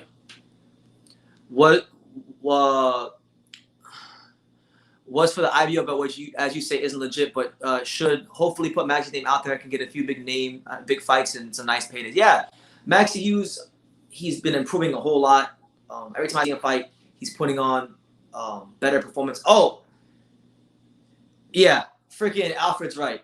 We can't forget the masterclass we just saw last weekend. Montana Love, man, against that's right, against Ivan Baranchyk. And for me, talking about Montana Love, say something quick. He's matured a lot. And I wasn't a big fan of Montana Love, but you know what? He can be a calm when he wants to. If he can put a master class like that every time he goes out, I gotta give him respect. Yeah.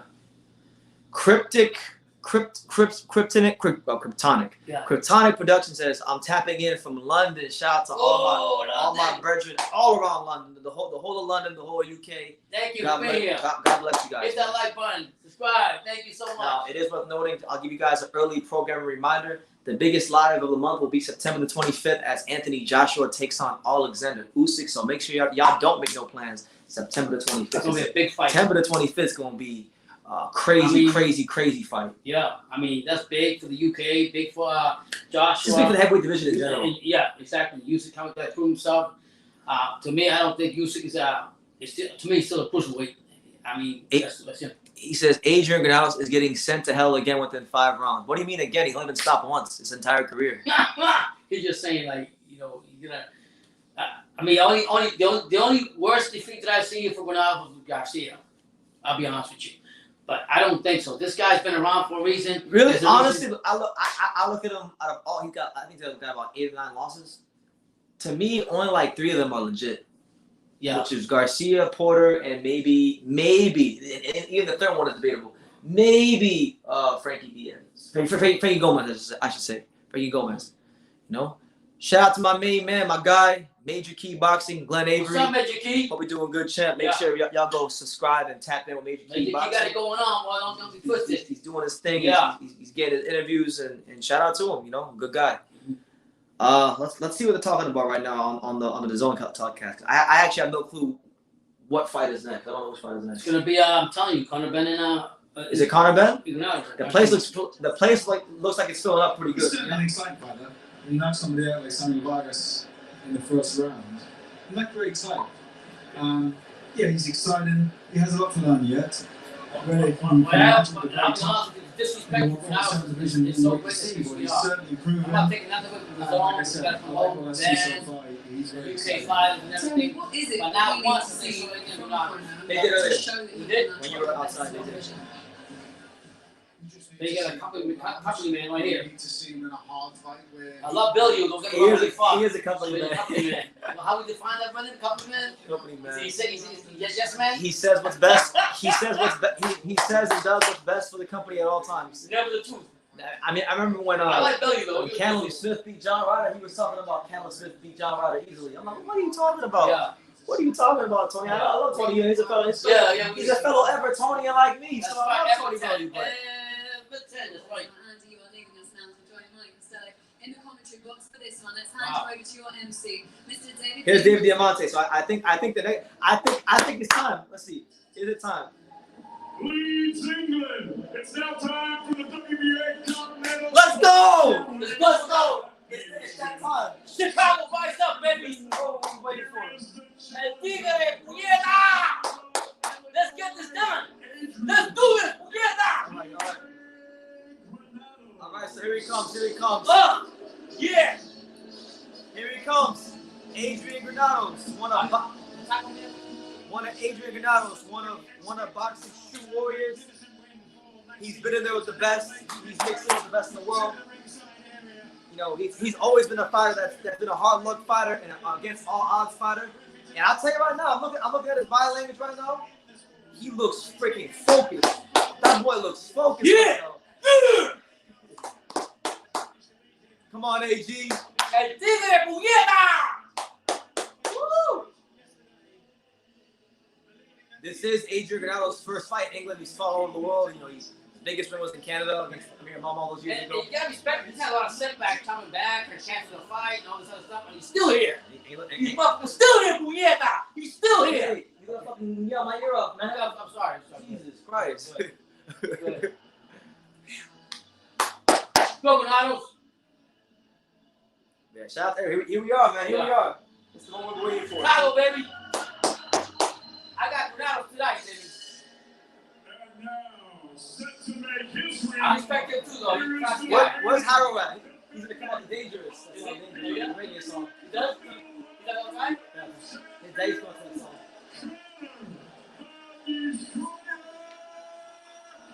I'm getting chills right now. I'm getting chills. I like this guy too. I respect Ben, though. I ain't gonna lie to you.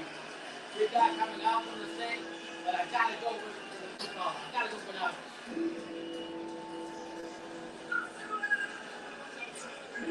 What's you guys' predictions for this round right here? What's your predictions? Man, fuck it. Adrian Granados gonna stop him. I'm taking my prediction. I'm taking my prediction. Granados, baby, all day. Respecting the Ben name, respecting everything, but I gotta go Granados. Classy guy, Ben. We interviewed him and everything, but I gotta go, my man. Always been loyalty. Loyalty's number one. I'm going Granados. I'm gonna go AJ. He look focused. Here he comes. Dangerous! You know what does that? That's like one of the best songs in the world. Is it? It's a reggae song. Yeah, but I don't know. It's a reggae. His dad used to smoke that song. Are you serious? Yeah, when his dad fought Chris Eubank, he came from that song. Wow. Pops answered you, Anthony. We answered it already. About the Roberto Duran, De Jesus. No, he doesn't remember because his mind's all fucked up. That was his answer. I'll go look at it again and I'll come back. All right, we here, man. This is the moment we've been waiting for. Can't wait. Come on, AG. I don't have so many friends in boxing, but this is one of them. This is my guy right here.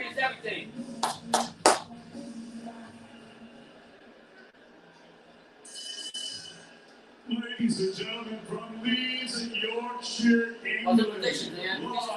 Give me your last minute predictions. Give me your last minute predictions. Adrian Granados, Conor Benn, who you got winning, and give me your exact prediction. UD, knockout, give me the round. I'm gonna go with an Adrian Granados 9th round TKO. He's gonna grind him out. Grind it out, baby. He's gonna grind him out.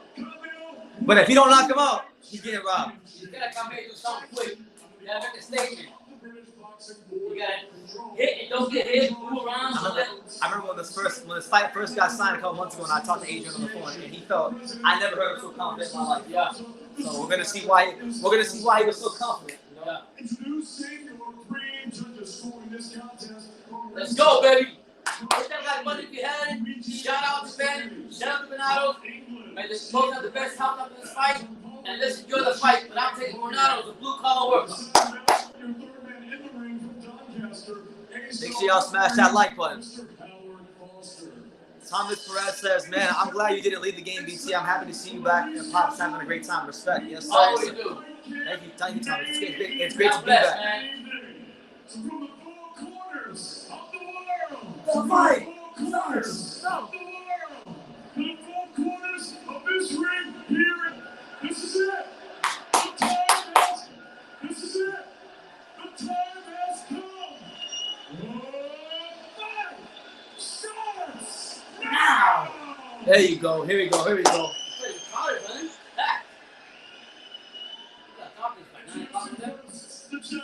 Let's go. challenger, baby. Chicago, rise up, baby. Professional record, 21 victor, 15 wins coming by way of knockout. Here is the experienced knockout. Here is the experienced and dangerous challenger coming out of Chicago, Illinois, USA, Adrian. The Tigre. And Tigre, the Tiger. There's his mom. God bless him. Shout out to Gloria Granados. Mom. And his opponent across the ring fighting out of the blue corner. He is the defending titleist. He wears the black and gold. Hey, I'm not reading no comments because you guys might be ahead of me. I don't want y'all spoiling it. Shout out to Ben So Howard. hey, if I don't get to no comments during this fight, I don't want to see nobody's comments. I want to watch the fight so you guys don't ruin my reaction. Very classy guy. Shout out to Ben. I like him also. He's good sports. And I gotta go with my man Granados. He makes his fifth defense of the Champion title, fighting out of Ilford and 6 England. Here's the hard-punching, undefeated WBA. Eddie Hearn is telling the crowd to get louder. Is he? Yeah. This is Eddie Hearn's golden boy. This is his new Cal Brook. You look like I'm not gonna Even though I don't think Conor Benn is as talented as Cal Brook. Yeah.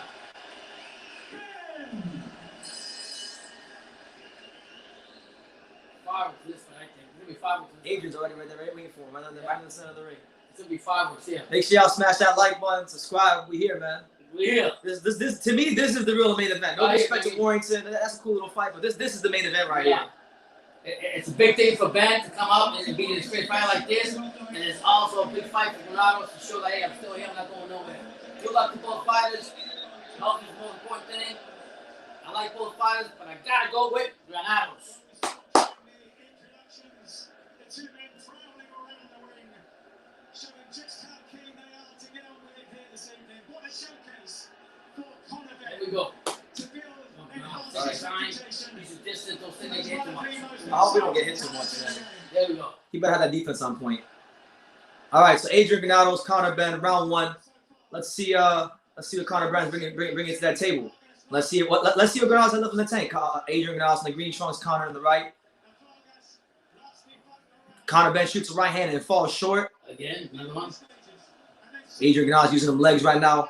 It looks like, I mean, early on, he's gonna try to employ that game plan from the Broner fight a little bit more because he's kind of starting out the way.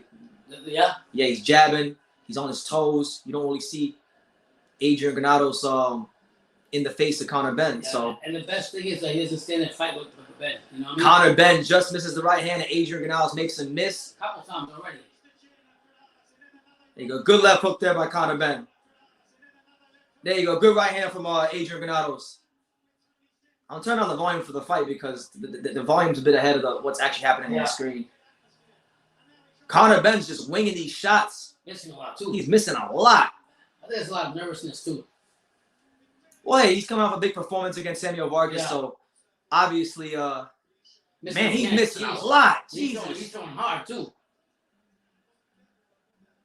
Good jab from Conor Benn. There you go. That's better stuff there from Conor Benn. As the fight was only going to settle down both fighters, I just think that the game plan that Granados got is the best thing. Don't stand there and fight with the middle of the ring. Move around and shoot shots. But defensively right now, I mean, it's boxing very good. Boxing very good. Moving, jabbing, sneaking in the right hand here and there. Ben's throwing some hard punches. Good right hand to the stomach there from Conor Benn. Yeah. He wants to take him out. I ain't going to lie to you. There you go. Good body shot there from Granados. Yeah. Ben's trying to take him out. And so far, a good cagey start by the veteran Adrian Granados. Sneaks in another right hand to the body. Yeah. Adrian Granados. Shout out to everyone here. Let me know what y'all think of the first round so far. I'm sorry for this fight. I'm not gonna read no comments. I don't want y'all spoiling. Y'all might be a minute ahead. I don't want to hear about what happens. Yeah. Either way, and have my reaction spoiled. I want it to be organic. 50 seconds left in the first round. Oh man, good defense again. Another right hand miss from Conor Benn. It's frustrating Ben already. I'll be honest with you. All them hard shots that Ben's going for is gonna frustrate him as the fight goes on. I think Ben's gotta be patient and let Granados come to him. Yeah. In this fight, he gotta let Granados. Yeah. Make the mistake of coming to him, well, and if that happens. Young guys like that, like Ben, are hungry. They don't have as much experience as Granados, but also putting all his tools that he's learned so far. Good right hand. For the first round right now, He's being smart. What he's doing is not something he's trying to fight with Ben. He's making him move around and making him mess and frustrate him. So that's going to play into Granados' hands. There you go. Good jab to the stomach there by Adrian Granados. Another hard miss by he making Adrian Granados look like a defensive. Another miss. Another combination with Jesus. Man, he making Adrian Granados look like a defensive wizard. He missed like a lot of hard shots. Ben was going in there with some hard shots, and he was missing left, missing rights. He's trying to put him out. I ain't gonna lie to you, but the experience that Granado has, the movement, staying away. Hey, so I want to ask just for documentation purposes. Yeah. Let me know who you guys think won that first round. I'll tell you this. I thought Granados won the first round. I thought defensively he was good. He was, my opinion, the ring general. And Conor was extremely ineffective. Extremely ineffective. He was going with the hard. Granados didn't land like great shots either, but he was my opinion, he was ineffective. Yeah, and the thing about it was man, they gave Conor Benn the first round.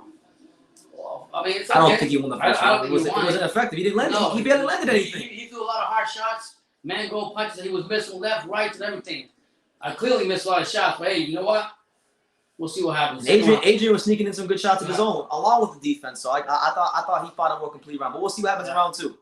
Let's see how Conor Benn adjusts. Shout out to everyone here. It's your boy BT, the Untouchable.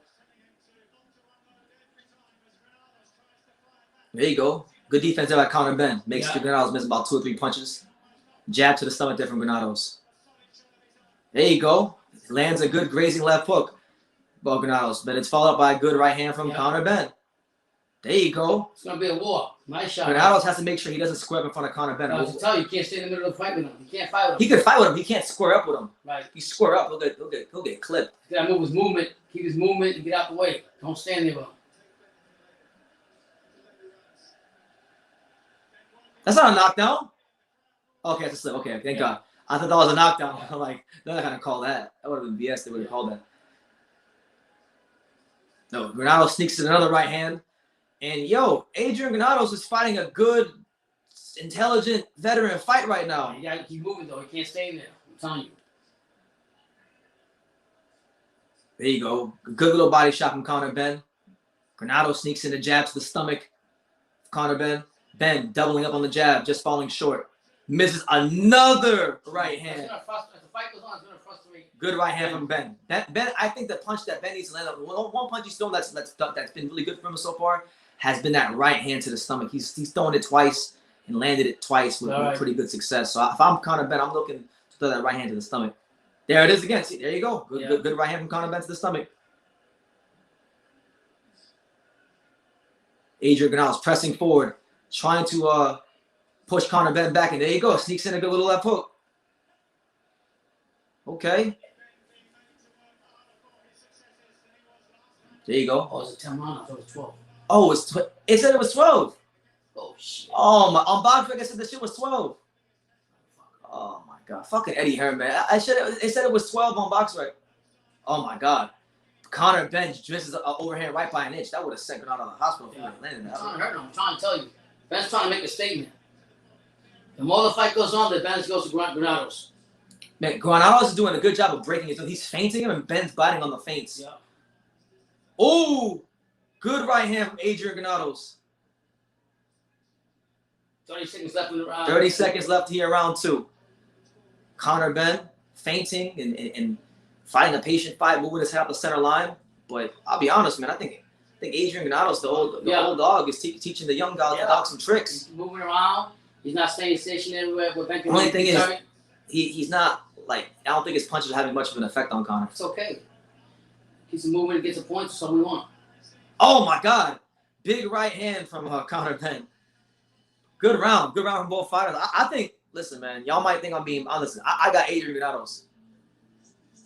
I think Adrian Granados won that last round. Ben's throwing some grown man punches. He's trying to get him out quick. I ain't gonna lie to you. He's trying to get him out quick, but it ain't gonna happen. What do you guys have the fight scored? I'm sure a lot of people are gonna say Ben. I could see 1-1. I think Granados at minimum in this fight. Yeah. He's won a round so far. Yeah. I can see that round for Ben. I'm not gonna knock anybody for giving that last round to Ben because I think Ben had some good moments and he was landing some good clean punches here and there. But the defense of Granados You know, the No, uppercut. Jesus. Look at the uppercut from Granados on the replay. You know, I mean, Ooh, the defense. no, He's fighting a good veteran fight right now. Yeah. A good veteran fight. Mr. Flash got it 1-1. I got about the same. I think it'll go either way the last round. I got it 2-0. But I Defense. think I got it 2-0, man. Connor's getting frustrated though. He's missing those big shots. So this is a good fight for Conor Benn. Let's see if he can make some adjustments and find a hole on Granados. I like what Granados doing. He's stepping back when Ben throws the punches, and then he's coming forward. Keep boxing him, Adrian. Keep boxing him. Who's crazy? Adrian Granados doesn't have a reputation for being a boxer, and he came out. He's boxing. He's boxing Conor Benn right now. Boxing, he's not fighting. He's boxing, going out the way. And I think as the fight goes on, it's going to frustrate Ben even more. I said it in my lives this week that if good defense from Conor Benn. Yeah. I said in my live this week if Adrian Granados wants to win this fight, he has to get to these first 3 to 4 rounds without getting hurt. Oh, good right hand from Adrian. 2 good right hands from Adrian. Let's go, champ. Good jab from Conor. Good upper jab. Granados can't swing back, but just not enough. I don't think. Man, he's picking him off with jabs now. He's picking him off with jabs. He's mixing in the right hand. Yep. I'm actually impressed. I'm impressed by Adrian right now. Experience, baby. Hopefully he keeps this up. Yeah, as long as you don't stay in there and fight to him in the middle of the ring. I'm telling you, he's got to move out, keep his movement, and make Ben and frustrate Ben like he's been doing. I don't know if we'll get a decision doing this, but he's doing this thing right now. Hey.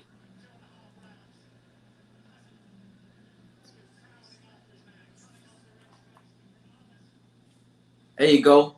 Right now, Conor Benn's punch output's been lowered. He ain't throwing no punches now. He looks tired. Yeah. He looks really, really tired right now. Yeah, Conor Benn. And now Adrian Granados is pushing him back, pushing him right back. Get him in the corner right now. And Conor Benn pushes him down. So I think Conor Benn's getting a bit frustrated. Yeah, I told you. The young buck getting frustrated because the experience of when I was coming in. Shout out to all 79 here. Make sure y'all hit that like button, subscribe, all that good stuff. What a fight. Oh. Nice shot by Ben right there. I think he it was great. It was a grazing shot. He got a that right hand shot. was a grazing shot from Ben. That was Crazy. I think the way Granados got to do is what he's doing right now. Keep moving, jabbing. Don't stay in there with Ben. There you go. Good right hand. I like that right hand. The best punch Ben's been throwing, and I think he needs to throw it as much as possible. Oh, no, right. Wow. Ben just threw an uppercut and spun around. He missed so badly. He did a 360. Jesus. I ain't seen a 360 that good since Vince Carter played for the Toronto Raptors. He was like Michael Jackson doing that. Jesus. Okay. Adrian Granados still using his legs, using the ring. I feel like in the 7th round, he's gonna walk him down. If Conor keeps getting tired, he's gonna try to walk him down. Right now, he's got Ben frustrated. I ain't gonna lie to you right now. And when I told you the first round, good big right hand for Ben. Yeah, he just that was the first big right hand from Ben. Oh my God, the left hook from Ben. See, now it's getting a bit dangerous for Adrian. Now it's getting a bit dangerous. You can't let Conor Benn land them shots. Nope. They move around. You gotta keep moving around. Conor Benn landed more of those. You know, Adrian's got a good chin, but they always say that the best chins are the ones that don't get tested. So you don't want that chin to get tested too many times in this fight. Yeah. Good response there from Conor Benn. What do you got? I'll give Conor Benn. I think he nicked that round, especially with his work towards the last minute of that round. 2-1? I got a 2-1 Granados. 2-1 Granados. Beautiful shots by Ben, and that's Brian a lot of. What do you guys think? Then I left. No, Ben is doing some good head movement. He's keeping his head out the line. I don't know how you guys got a 3-0 from Ben. That's ridiculous. That's disrespectful. There's no way. There's no way. There's no way it's 3-0. This fight is it's 2-1 either way. It's 2-1 either way, but it's not 3-0 either way. No, it's 2-1 either way. And Granados got Ben frustrated from the beginning of the first round. But that was best. This is Ben's best round right That's now. what Ben's got to do. Ben's got to smother Granados and get him to square up. If you get Granados to square up, he's shown in time in the past. When he squares up, he can get a bit irresponsible and start throwing some stupid shit and get hurt. So that's what Ben's got to do. Ben's got to throw that straight right hand in the stomach, dig it right in there, get him to square up, and then throw big hooks in right hands. Can't stay there and fight with him in the middle of the ring. I'm trying to tell you. He can fight him. He just can't square up. But it's a bad habit he has. So I feel like that's where Ben's gonna be able to do good against him. All right, so we head to round 4 of Ben versus Granados. Good jab from Conor Benn. I got a 2-1 Granados right now. Ben doing a good job right now, though, of maintaining his distance on Granados. It looks like he's fighting a patient fight. And Granados is using his legs. And his movement. Which is not something he has a reputation for, but he's doing it in this fight. He's frustrated, a young buck, I'm telling you. There you go. And now he's smothering him and he's working him on the inside. It's not ugly, but he's doing his thing.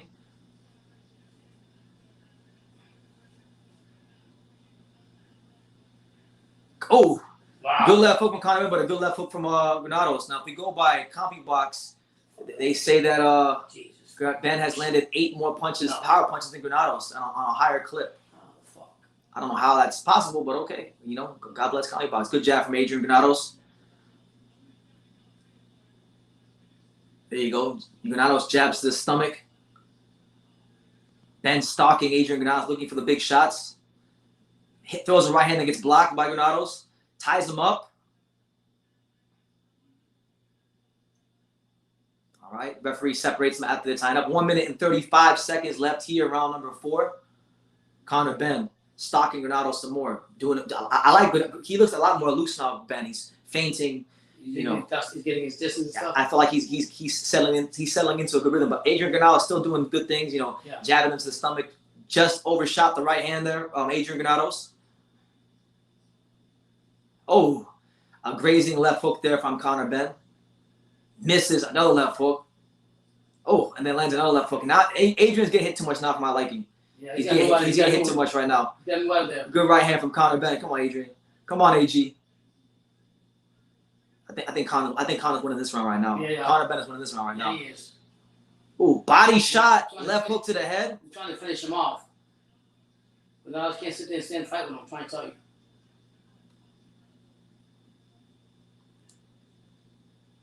Okay, round. I thought these next 2 rounds are going to turn into a fight. Good right hand from Granados. Ben lands a body shot and makes Granados take a step back. Yeah. So good stuff there from Conor Benn. Conor Benn moving his head out the line. Granados trying to feint Conor Benn and break it through them. Ben's not biting on the feint. So good little show of patience here from Conor Benn. Oh, he's going for that overhand right. Adrian better be careful. He looked for that overhand right. There's the overhand right and he missed it. Yeah.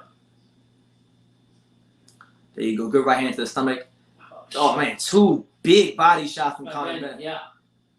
There you go. Missed another one from Conor Benn. There you go. So I get it on to Conor Benn. I got it 2 rounds apiece. I got it 2-2. 2-2. 4-0. How you got it 4-0? I got it 2-2. I got it 2-2. 4-0. 3-0 Ben. Nah, man. It's 2-2. 2-2. 3-1 either way. I got a 2-2 though. I think Ben is starting to get some momentum. Ben is getting some momentum in the fight, but like in the early round, the first 2 rounds, nah, man. Ben was over there shadow boxing like he was in his dad's backyard. Yeah, shadow he was boxing. missing a lot of big shots that he wanted to get in the first 2 rounds. So I got a 2-2. He's getting comfortable. I just think that credit to Granados. So even a lot of these hooks that are landing from Conor Benn, that one was a good one. But like a lot of these hooks that have landed, he's been able to roll them. So but that one there, that one caught him straight. And now he's mixing it up to the body. Straight right hand, left hook. Conor Benn's showing some good things. All right, we go to round 5. Round 5 of what's been, in my opinion, a competitive fight. Yeah. It's been a competitive fight. Granados has boxed well. A lot of people were saying that Conor Benn's going to knock him out in a round, which I think was... In the 4th. One of the guys already did it for the 4th. He just passed the 4th round. Yeah, and he won a couple rounds. So... Yeah.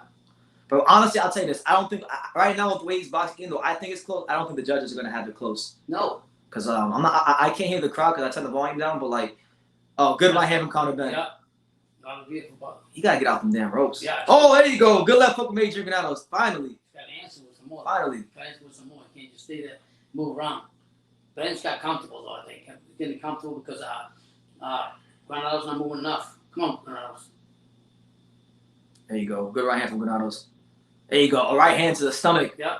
Winging right hand for the stomach from Granados. Whatever it takes. Whatever it takes. Break that motherfucker down. Yeah. Come on, AG. Prostrate the young buck. Don't stay there and fight with him, though. Don't stay there and fight with him. So he gets the shots. Oh, good right hand from Conor Benn. That one's not. You can't stand there in front of him. You better get out there. There you go. Tie him up, champ. Tie him up. Good 5th round so far. Good, some good nip and tuck action between Ben and Granados. He's tired too, though. He's breathing hard, right? I think if he can just get to like the 7th round without getting hurt, I think from the 7th to the 10th, that's going to be his fight. Did you say that it's a later round fight? Yeah, he's a get better than later rounds. He's not. And this really, truthfully, I mean, this not really his weight class. Like, it's not his weight class. He's not a big puncher. What is it? He's 147? a 140 pounder. But he had to fight at 47 because they won't fight on 140. Oh, yeah, that's right. You told me about that.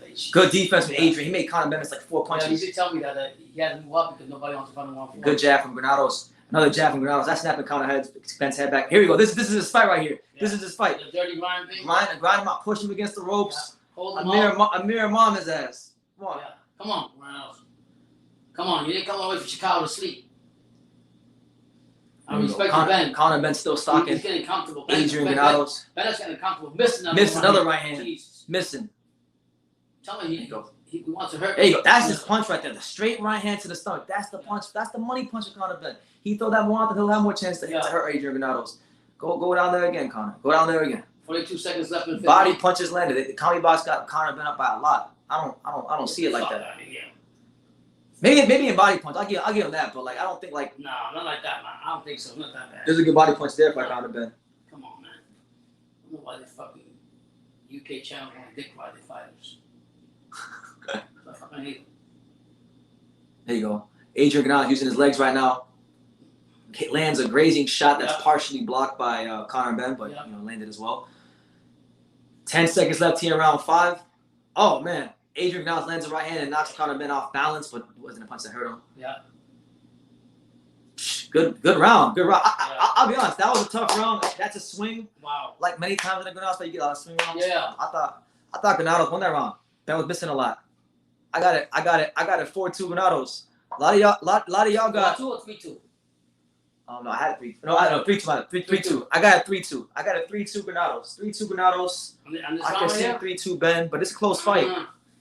That swing round can go either way. 4-1 is 2. 4-1 either way. I love but this round I think Ben barely won. You're obsessed with Granados. I'm not obsessed with him. I'm watching the fucking fight. 3-2 What do you mean? I'm not obsessed with him.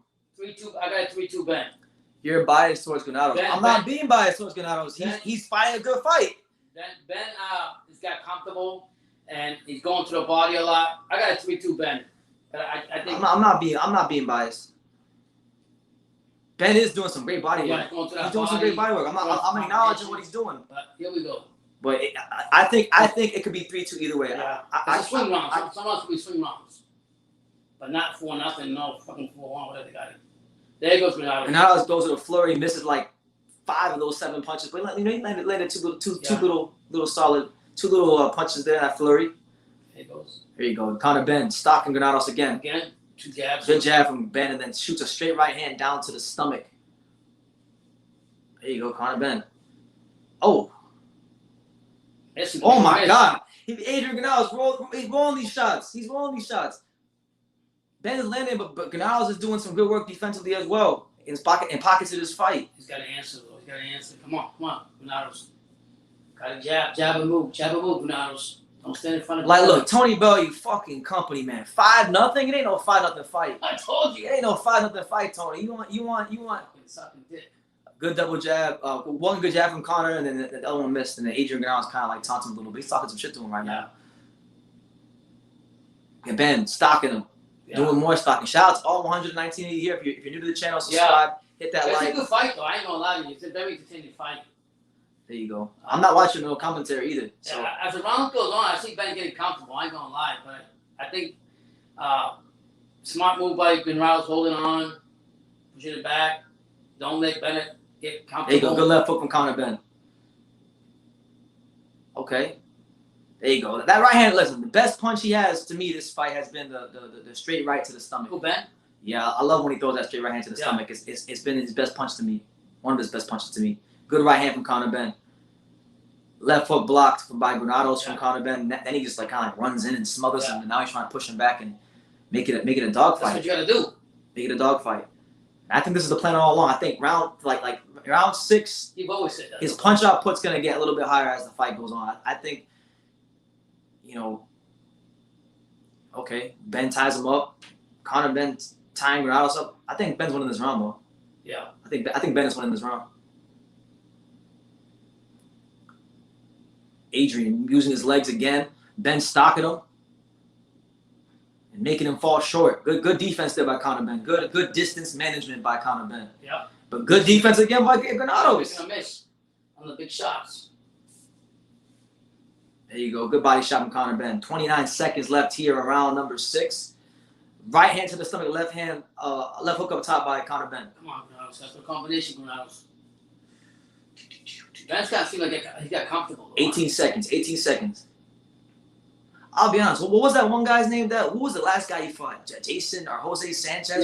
Yeah. I'll be honest. Adrian Granados so far had a harder time with Sanchez than he has Conor Benn. Like Conor Benn's winning some rounds. He's doing his thing. But I remember when he fought Jose Luis Sanchez, whatever his name was. Yeah. He had a harder time with him. He was already hurt at this point in the fight against Sanchez, and he had to held on for dear life. I get around to Ben. I got a 3 apiece. I think Ben right now is getting comfortable though. Ben's getting comfortable, getting his distance, and if Granados just keep moving back and forth, he's gonna be in trouble. 4-2 Ben. Bro, Ben has been winning every round because Ben isn't winning anymore. He's been super inefficient as well. He's been super ineffective in some of these rounds. He's been super ineffective, and Granados is landing good shots. First 2 rounds, if you told me Ben won those 2 rounds, you need my glasses. Granados is doing a rego. No, he's not. Stop it. No. I'm from Chicago. I know Granados. He looks flat. No combinations. He's boxing him right now.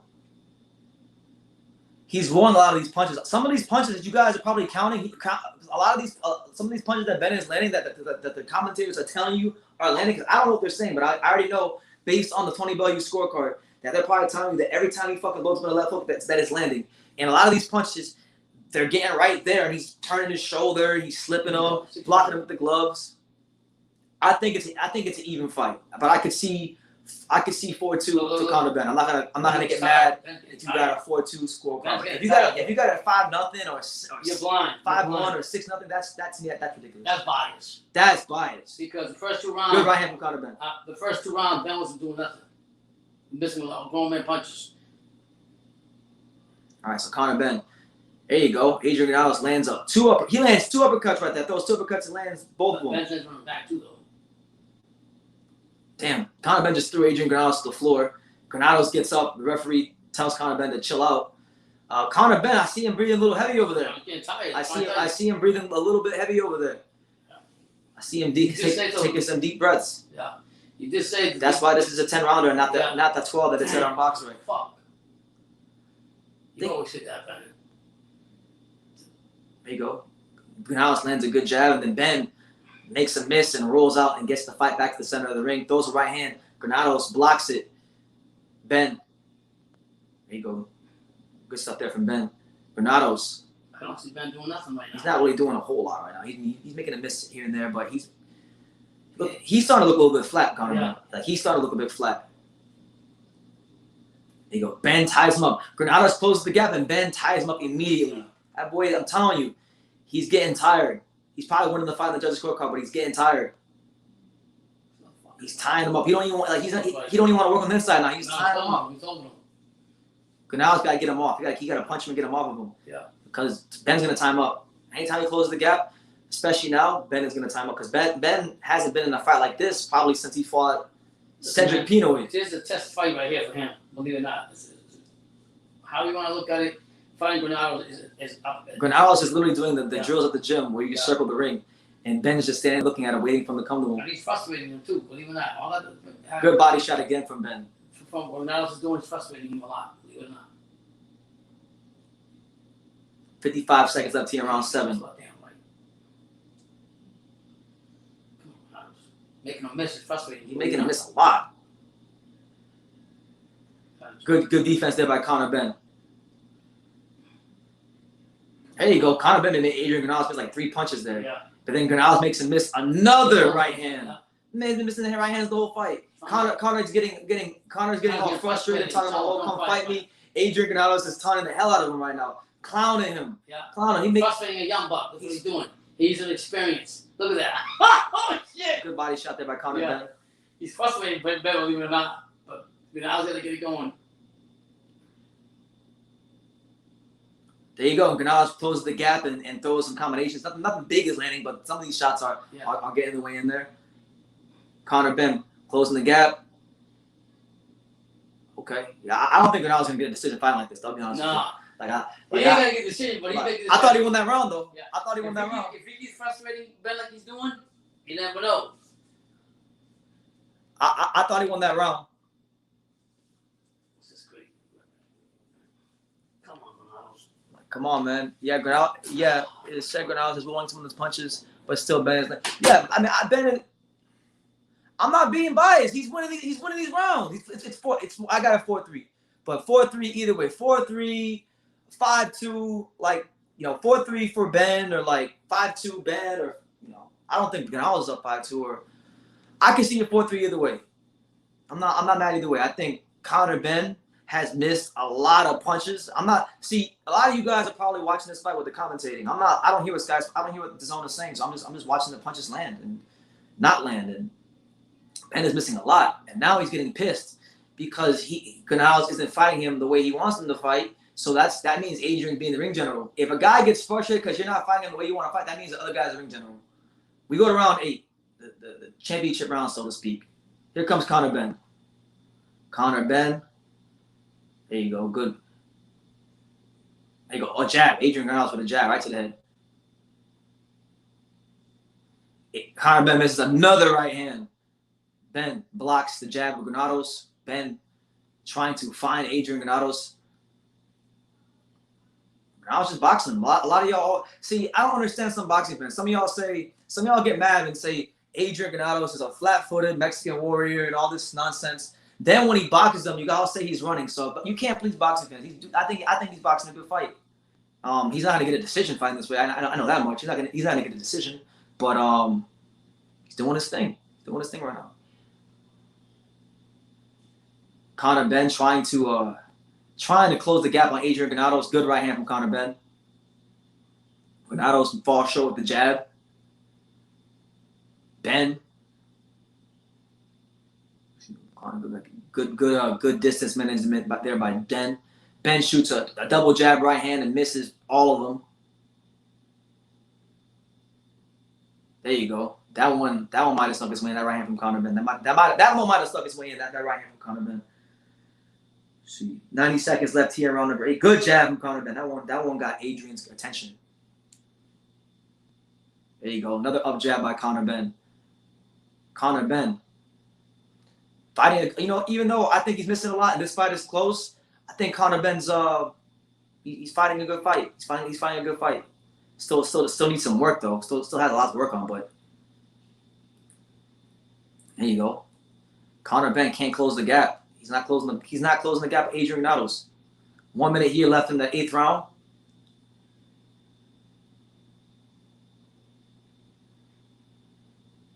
There you go. Good right hand from Conor Benn. Yeah, good defense, Conor Benn. There you go. There you go. That's better stuff there from Conor Benn. Up jab, right hand, and Adrian ties him up. Because I think he felt the punches. What's wrong right now? I think Conor might be just nicking this round right now. I think he's winning this round right now, Conor. He's not going to win this fight. Like, I've already accepted the fact that Adrian Granados isn't going to win this fight, but he's definitely performed well. Like, I don't think you can say he hasn't. Big right hand from Conor Benn. Oh my God, that one got Adrian's attention. But he's still there. Didn't buckle his legs. He's not on the canvas. But Conor is definitely winning this round. Adrian didn't do anything this round as far as the punches landed. He didn't do anything. It doesn't look tired either. But it's a good veteran performance. It's anybody's fight. I got a 4-4. I know nobody probably agrees with me, but I got a 4-4. Listen, Granados not gonna win this fight in the UK. Yeah, Adrian's gonna get upset with the scorecards, but he's not gonna win this fight in the UK. Carlos says 6-2 Ben. Wow. Ben just stole that round. I got a 4-4. I'm sorry. 6-2. Ben with bigger shots. Oh my, he missing a lot though. Listen. All you gotta do is just use the 3 criteria of boxing to score the fight. That's all you gotta do. Effective aggression, ring generalship, defense.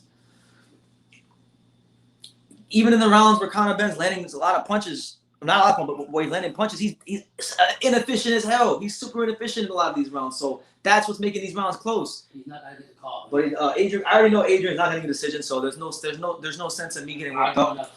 Gonna be.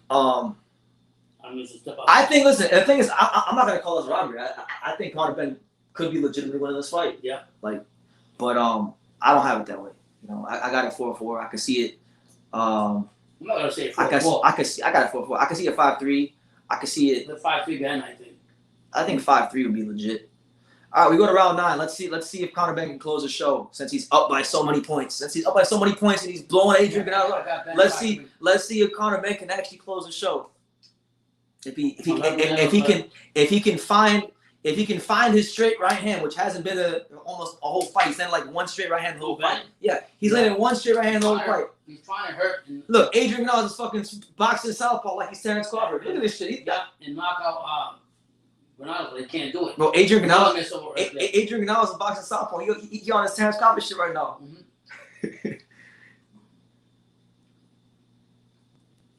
I mean, missed again. Benn's throwing with some hard punches though. Missed again. Yep. I never seen Adrian Granados box southpaw this long in my life. He's trying everything. Freaking box southpaw, doing this thing against Conor Benn. Good defense there from Conor Benn. Conor Benn needs look win, lose or draw, which he's probably gonna win. He needs a lot of work. Conor Benn, he's not ready for the elites, and whether you think Adrian Granados is look at him. Adrian Granados is boxing fucking southpaw against him. I never seen this shit before. He boxes southpaw and landing jabs. Freaking Adrian Granados has been possessed by the spirit of Terrence Crawford right now. There you go. Good left hook from Conor Benn. He's trying everything. This be the point of the fight where there you go. There's the right hand. See, finally, Conor. Now Conor's landing right hands. There you go. Conor Benn trying to stalk Adrian Granados around the ring. It's a good fight for him though. It is a good fight though. I think he's winning. I think he's just winning this round. Conor Benn. There's still a minute left. A lot can change in a minute. You never know. But I think Conor's winning this round. Shout out to everybody here, man. Shout out to all 174 of you here. Make sure y'all smash that like button, hit the subscribe button. We here. We're gonna be here live for the whole card. So we got Katie Taylor next, Warrington Lara. The Warrior. We'll see what happens in this last round and a half or so. Yep. I think Conor's gonna get a decision, but Adrian Granados, he's still a good fighter. If only he could fight in his natural weight class. Can't, because nobody wants to fight him. It's the promoters. But anyway, Conor Benn, he's winning this fight right now. He's definitely winning this fight. But it's not a lopsided fight or anything like that. Not about no 7-1 or whatever the fuck people got. There you go. Good feints there by Conor Benn. That's what we want to see. Make some feints in, shoot that right hand to the body, come back up top. It's a big confidence build up though. I'll be honest with you. Who, Ben? Yeah. There you go. Good body shot again from Conor Benn. Almost good when I was like the Hahn hero of boxing.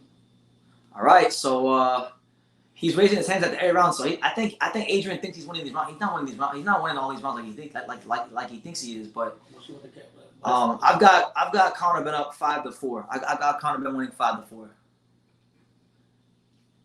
Yeah, this is gonna be a ridiculous. It's gonna be a wide scorecard. I'm pretty sure. You think so? Yeah. The judges are giving Canelo all these rounds. Oh shit! When he fights Pop.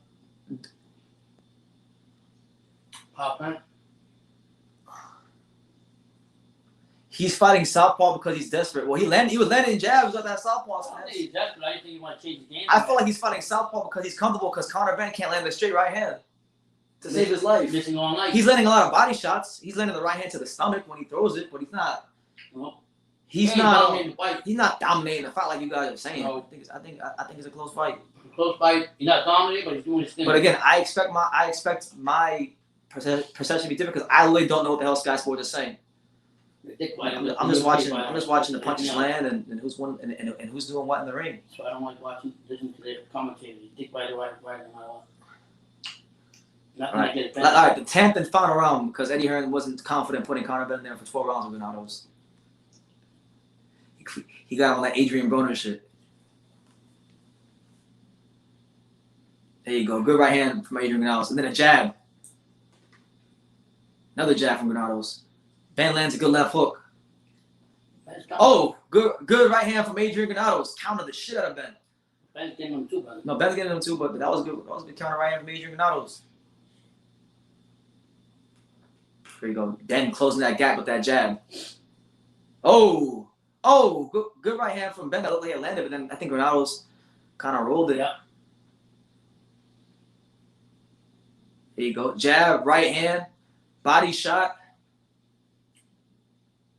go. Granados has Ben on the ropes. Ben ties him up. 1 minute and 45 seconds left here in round number 10. Make sure to hit that like button, subscribe if you're new to the channel. Yeah. All that good stuff. You better be careful pulling out because freaking Conor Ben might freaking hit him with a right hand and put him on canvas. We've been doing it all night trying to get him, hurt him bad. 1 minute and 25 seconds left for Adrian Granados to do something in this fight. Because I'll tell you right now, he sure as I ain't get no decision. Nope. Ben lands a good right hand to the head of Granados. 1 minute and 10 seconds left. Ben ties him up. Good learning, but honestly, I'll joke. Regardless of what your scorecard is, it's a good learning fight for Conor Benn. He's gonna come away from this fight, whether with good learning experience. Very confident. And I think he'll come back better. Good body shots from Granados. Yeah. There you go. More body shots from Granados. There you go. Good left foot from Conor Benn. Good counter off the rope from Conor Benn.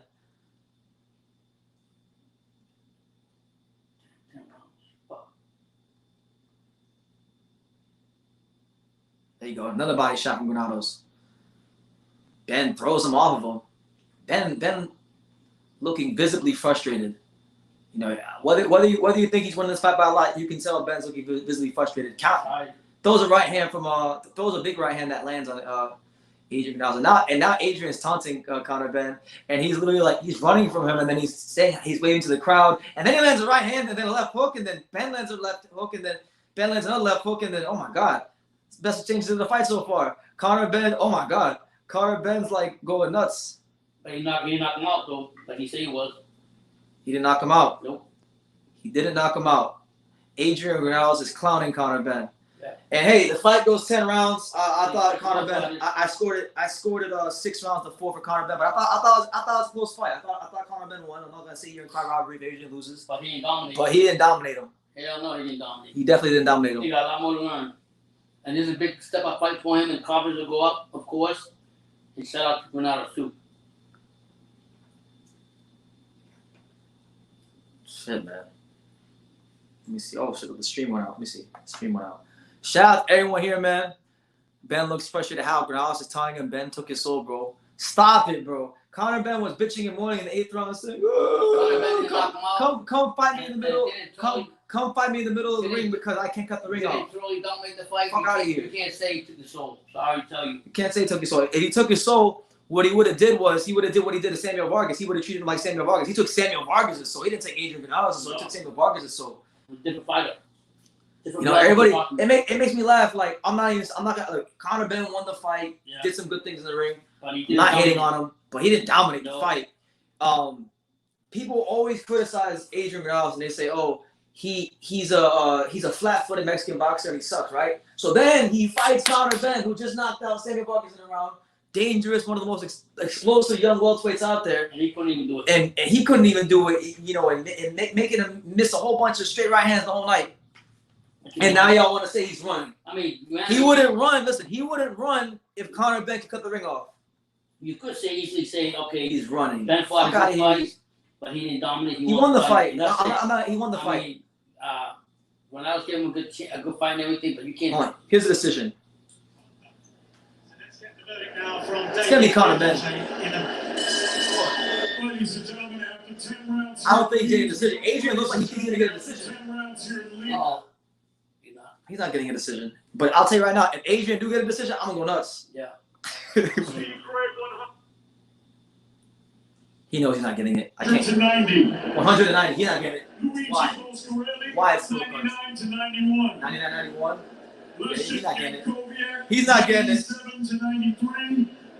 All three for your winner by unanimous decision. Still undefeated. He's still undefeated. Yep. Conor Benn. But listen, he fought well. But I think in this fight, he fought well. But I think we need to temper our expectations on Conor Benn a little bit. He's still got a lot of room to grow. Still got a lot to learn. And I think he'll come back better from this fight. But Adrian Granados fought a good fight. Adrian Granados fought a good veteran fight too. And I think Ben deserves some credit being there with a veteran fighter like Granados and being able to land the amount of body shots he did. And I also think Granados deserves credit for the veteran fight the performance that he had. Because people always say he sucks on defense. He gets knocked out all the time. All that stuff. But hey, he went in there with one of the most explosive young welterweights. Took him 10 rounds and frustrated him. And that was coming up when he killed the first round. He couldn't close it. So, but kudos to Ben. His level is going to get better by fighting a guy like Granados. And it is what it is. And Ben did his thing. I like Conor Ben. Respect to both fighters. He made it. I'm not sitting here crying. I'm giving both fighters the credit. But I think a lot of you guys are more biased towards Ben the way he was scoring the fight, though. I'll be honest. You almost sound like Belly the fucking dick right now.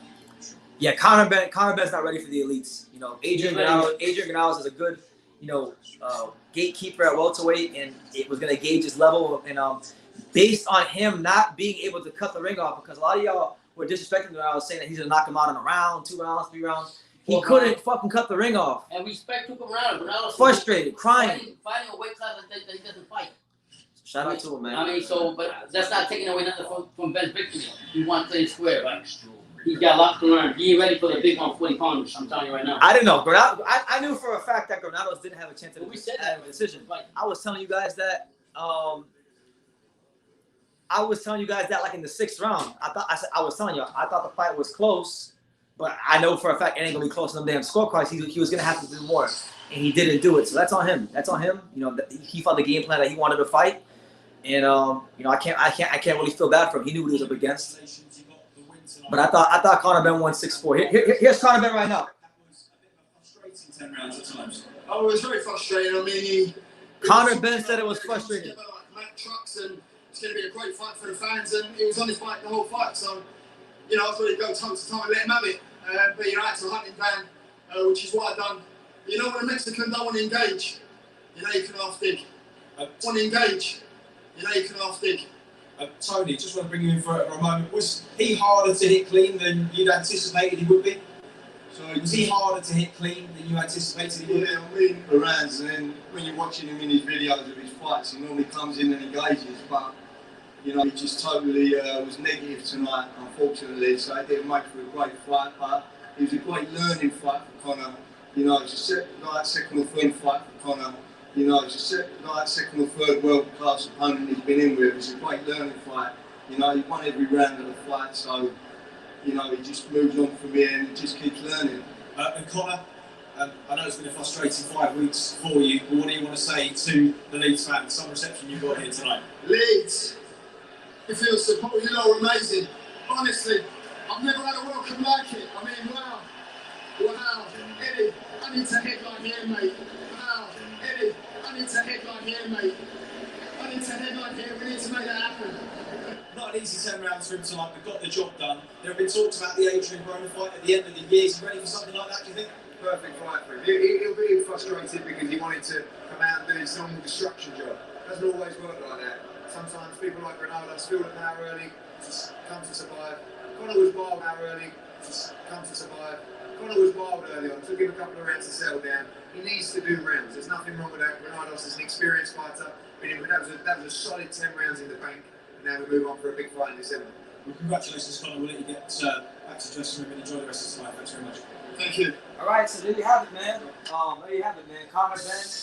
Conor Benn gets the decision over Adrian Granados. Pretty wide scorecards, no surprise. He didn't do enough. Knowing that he was the B-side fighter against Conor Benn, I knew that wasn't gonna happen.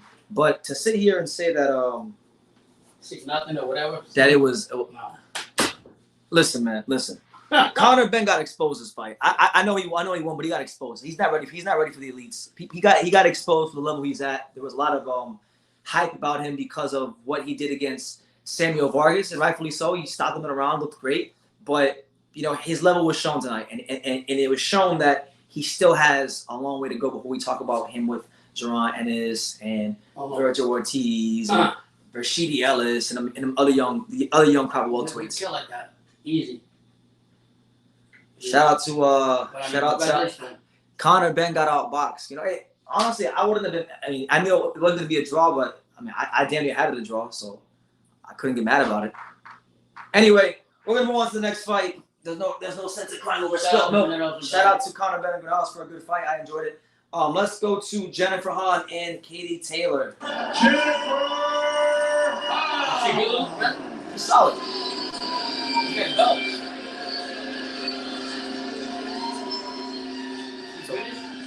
She's American.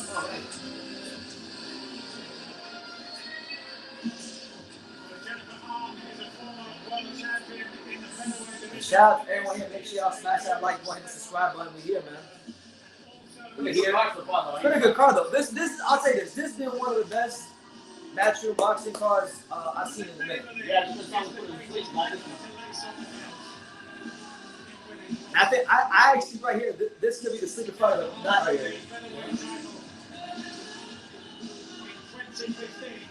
Oh wait, does Jennifer Hahn got the USA out of trouble? Oh, she gonna win. She gonna win. Jennifer Hahn's gonna win. I'm still up and win too. Adrian Granados was countering Conor Benn beautifully. Benn did nothing but miss and follow Granados on the ring. Pretty much. But that was what you want. What's he said? What did Granados do offensively? He was throwing some good body shots. He was landing some good jabs. He was doing some good work offensively. Y'all just want to hate. Just let it go. Ben won the fight. He won the fight, but not a pretty good fight, but he didn't get a block. Ben did not get a block. If you all tell me that Ben won 6-0, whatever. Six. It was either. You guys are fucking just biased a belly. It was either 6-4 or 7-3. No worse than a 7-3 score. Anything above like 7-3, I think is ridiculous. Yeah. You all, I don't know what you all watching, but it's done with. Written in the books. Let's do the next one. Shout out to both fighters.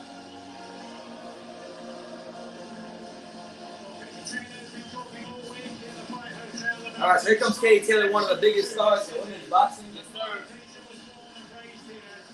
Hell, what Amanda Serrano, that's what I want to see. Alfred said, "I'm out. I can't take the bullshit." Who's bullshit? I'm telling you, I'm keeping it above with you, Alfred. I'm not even saying Granados won the damn fight. And y'all want to talk about, oh, you can't take the bullshit. I'm not bullshitting. This is the problem we have with some people that Now, Alfred's cool. I can't say anything negative about Alfred. Alfred's always saying he's up on his boxing, I'm but just saying, like, if a fight, let's just say you had the fight 7-3 with Conor Benn, and you had 2 swing rounds, and you give those 2 swing rounds to Adrian Granados. What is the 7-3 scorecard? It's a 5-5 scorecard. Therefore, it's a close fight. at the end of the day, argument's sake, the fight's so well, we know who won, that's it. It's not going to change anything. Your point or our point is not going to change nothing. Whatever, man. Whatever. We're not gonna agree. I don't give a fuck who likes it, doesn't like it. I'm not here to please people, man.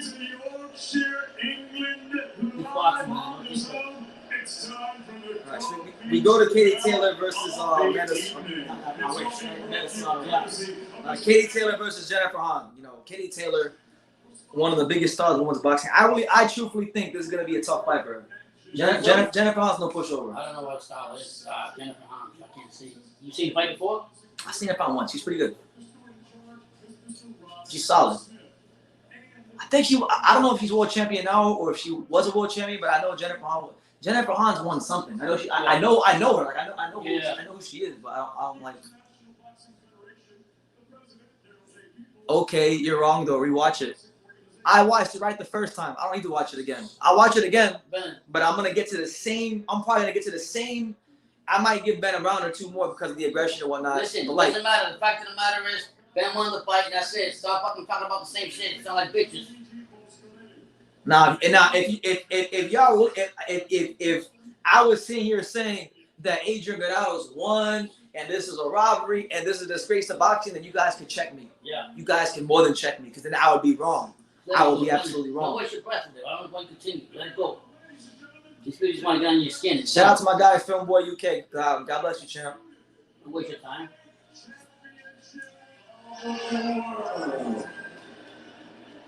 Introducing first the challenger. She fights out of the red corner and wears the white and red trunks. She scaled 9 stone 8 pounds 4 ounces. Her professional record: 18 victories, 3 defeats. All right, so we got 2 more fights to go. And 1 win coming by way of knockout.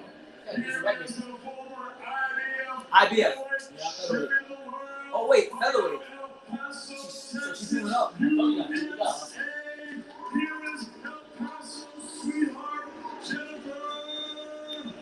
Shout out to my guy Felipe. He said, "I hope Texas upsets." Shout out to Texas, Dallas, Grand Prairie, Houston, Laredo, El Paso, Houston.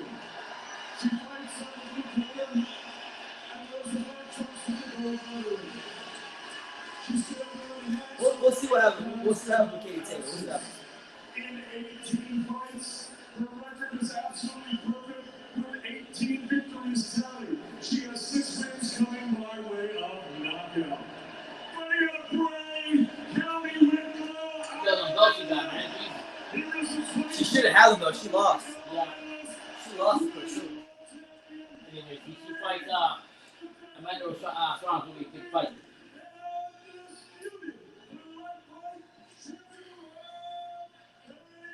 Katie Taylor, one of the stars. You got a good name.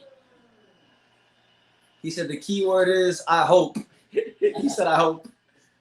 Yeah, we'll see, man. She's a smaller girl moving up in weight, so it's gonna be a tough fight. Yeah. It's gonna be a tough fight for her. But you know, Jennifer Hahn, she might be a smaller girl moving up in weight, but she's a very skilled. She's a skilled smaller girl moving up in weight. You know, she was IBF champion, good southpaw, got solid jab. I've seen her fight once, and I remember her. I watch a lot of boxing, and I forget a lot of fighters sometimes, but I remember her.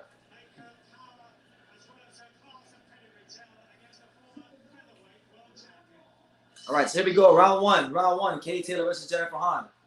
Shout out to Jennifer Hahn. She got the stars and stripes on the trunk, so you know I gotta root for her. It's 2-minute round, so it's important that that Jennifer Hahn and Katie Taylor that they both get out the quick starts, because you can look up in 10 minutes and the fight's over. Yeah. 10 2-minute rounds. And Jennifer Hahn got a really interesting stance. She's like this. She going like this. She kind of looks like an Eastern European fighter. The way her movement. Like her stance, her hand placement. Katie Taylor right now throwing some really good jabs, trying to close that gap and cut that distance on Jennifer Hahn. There you go, good jab there by Jennifer Hahn. There you go, Jennifer Hahn sticking that jab out there, trying to close that gap. Korean flag. She's half Korean. Yeah, she's half Korean. There you go. Good footwork there from Jennifer Hahn. Way to pivot out the way. Okay. Right hand. Right hand. It's not letting the Taylor close in on her. And you can see Jennifer Hahn, even though she's a smaller fighter moving up in weight, you see the fluidity. You see she's not like a fish out of water in there. Sometimes women's boxing, when you get these world title fights, you'll see these girls. You question how they even got ranked. Yeah, but her moving up like this is very respect. She's doing pretty good defensively so far. But Katie Taylor's doing a good job of closing that gap on him. Katie Taylor with a little flurry. Katie Taylor.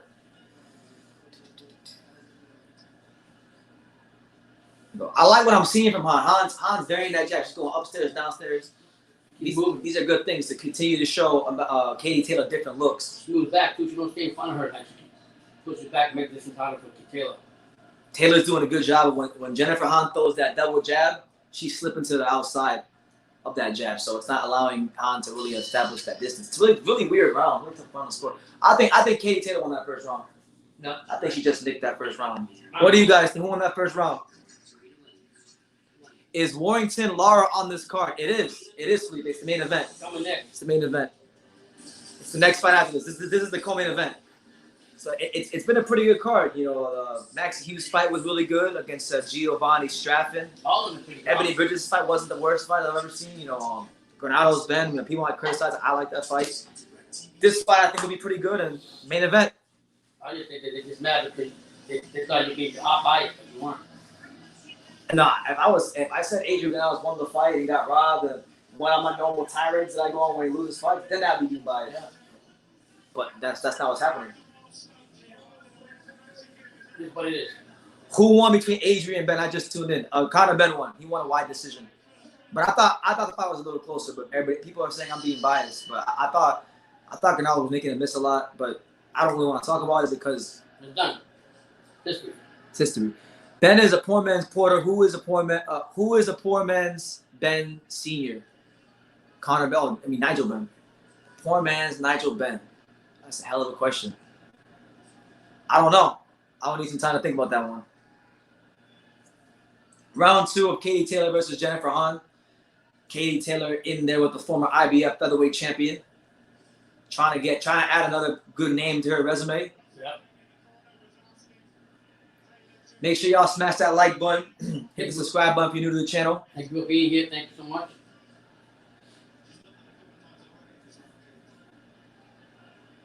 There you go.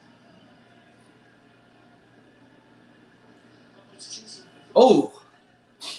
Couple shots to the body by Katie. Katie Taylor hitting with that little shoe shine on the side. Yeah. But Jennifer Hahn's fighting like extremely patient. Like really patient.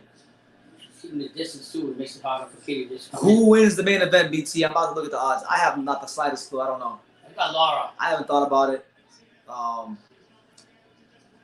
Maybe, I don't know. I think Josh Warrington is damn near unbeatable when he fights in Leeds. He does not lose in Leeds. And for that reason, I'm favoring him. But we'll see. Are you gonna bet on the fight, Felipe? Is that what you're gonna do? The pressure's on Warrington anyways. Jennifer Hahn doing a good job boxing from the outside. Man, Jennifer Hahn, Katie Taylor missed, but she gotta do the right thing. She's doing the right thing, but she gotta land a little bit more. Filmboy says that he's from England and that Lara's winning this fight. Don't matter. There you go. I'm with you on that one. So yeah, 2 rounds so far. I think Katie Taylor's still trying to find the range. Jennifer Hahn's fighting a very patient fight. I can see it being 1-1 this fight. Yeah. What do you guys think? Has Katie Taylor won both rounds, or did you get that last round of Jennifer Hahn? There he is, the fighting pride of Leeds.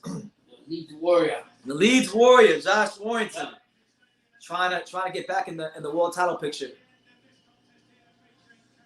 Yeah, he said that. He actually said that, Redman. He said that he knows in this fight he's gonna have to box more. Which I think is going to be a tall task for him when you consider he's going to have all that adrenaline from the crowd. Yeah. So we'll see what happens, man. We'll see what happens. I don't think. Listen, I don't think he's going to box him. I don't think he's capable of boxing in Leeds. I think he's going to have what they would call a proper tear-up. Yeah. Right? He's going to go to the fight, Lara. And listen, if this fight was anywhere else in the world, I would say Lara would be winning that fight because I'm serious. Yeah. When this dude fights in Leeds, he gets like possessed. I'm still taking Lara. Remember when he fought Carl Frampton and this guy threw like 400 punches in 2 rounds? And still. Yeah. Katie's up, hand boys. He's calling us fanboys. I'm not. Whatever. I'm not against that. Katie missing too though. She missing a lot of punches too. Jennifer Hahn gotta do something though. She can make a miss, but she gotta do something. Yeah.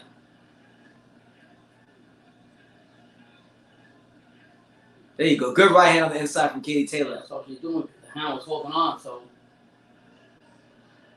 both went in the middle of the ring. Nice shot by Katie Taylor.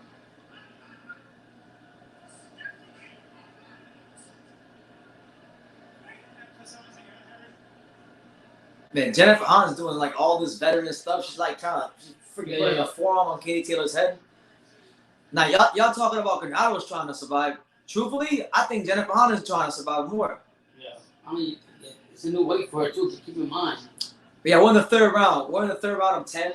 This is the co-main event. So after this fight will be the main event, but featuring Josh Warrington trying to regain his title back from Mauricio Lara.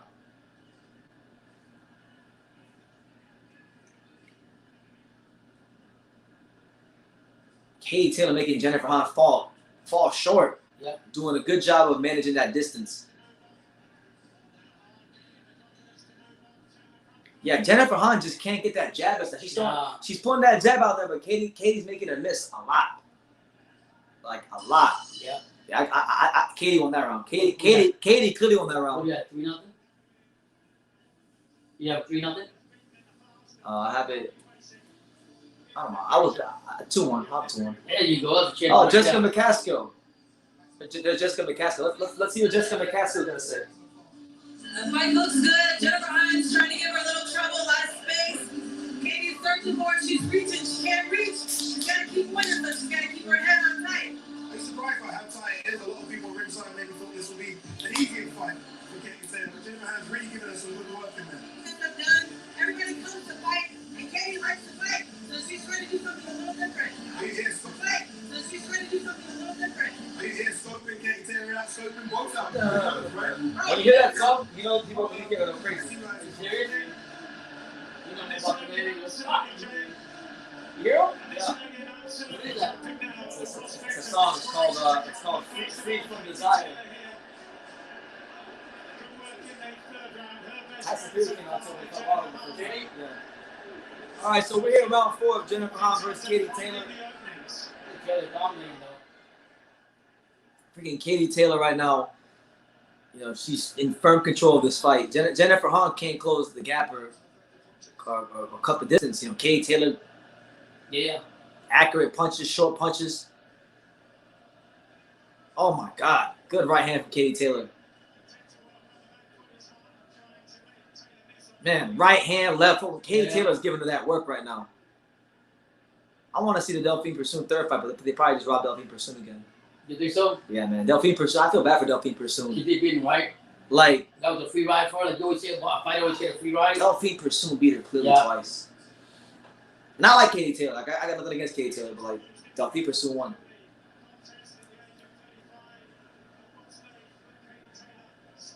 Yeah, the speed and the accuracy of Katie Taylor's the difference. Because Jennifer Hahn, she's got good fundamentals, but like the punches that don't get the point beat her fast enough, and she doesn't set anything up. She just don't. Every time she goes to throw a punch, she's just committing all the way right away. She's not throwing a feint. She's not doing really anything to confuse Katie Taylor. It becomes very predictable for an experienced fighter like Taylor.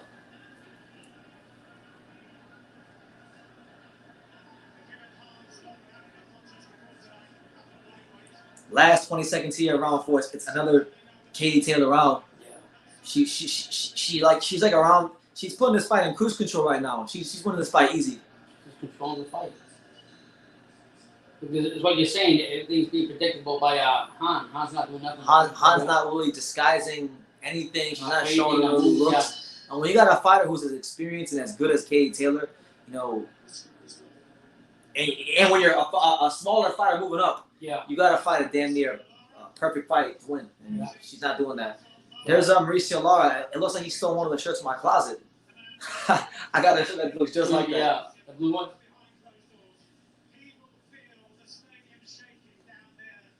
There goes Mauricio Lara, man, looking to really make a name for himself, a bigger name for himself in boxing. You know, he's already world champion, but now he can really just put Josh Warrington in the stamp. Now I'm gonna tell you this. You know what? One reason even though he's fighting Leeds, one thing that's concerning about Josh Warrington, he mentioned retirement if he loses to Lara. And anytime you hear a fighter mention retirement, after before they go into a fight, it usually means they're already halfway out the door. Seriously? So I feel like, you know, if what's gonna happen to Warrington if Lara lands that first big punch? When Lara lands that first big punch, is Josh Warrington gonna start plans and visions about what he's gonna do when he retires from boxing? The pressure is clearly on Warrington, to be honest. Shout out to Carlos Pena. He said Amanda Serrano is so much more explosive than these girls. Way more explosive than these girls. And Taylor will have a problem with that when she breaks his eye. Hey, I want to ask you a question. Do you guys think Amanda Serrano is on PEDs? Oh shit! Because look, no. The reason I'm asking is because there was an article that came out in Ring Magazine where they were talking about how the fight for the negotiation with Taylor and Serrano broke down because Taylor wanted VADA testing and Serrano's manager, the big buff dude, Jordan Maldonado, he was against it. Jordan Maldonado also has a history with PEDs when he was in New York as a club bouncer and bodybuilder. So there's just suspicion. I'm not saying she could be. I'm not none of that. But I'm just saying, is it possible? I mean, she does punch abnormally hard for a girl. You know, most girls in women's boxing ain't punching like that. Felipe said, "Did you get my text this morning?" I was live when you texted me. I was live. I haven't checked it yet. I'm gonna check it when I get out the live. I'll check it, but I haven't checked it yet. I saw you texted to Pete. It was in the group chat, I think, but I didn't get a chance to look at it yet.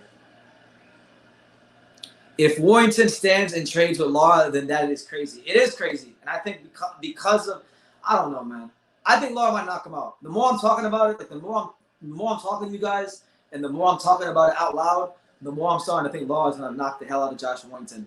But he just never, ever, ever loses in Leeds. It's ridiculous.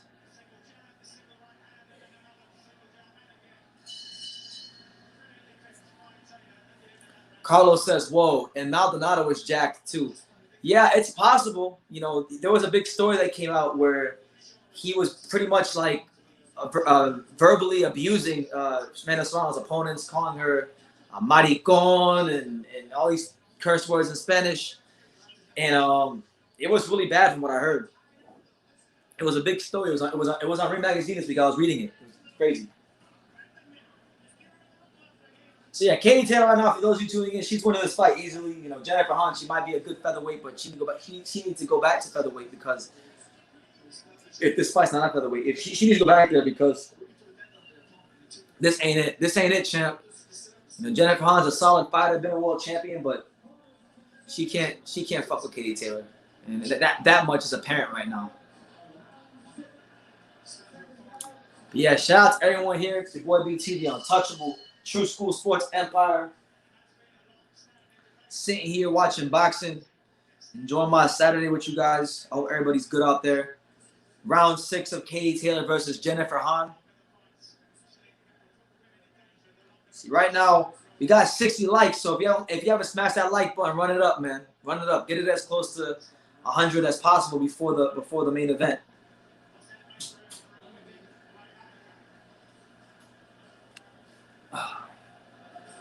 And let me know, let me know where you guys are watching the fights from tonight. You know, what city, what state, what continent, all that stuff. I want to see how international we are today.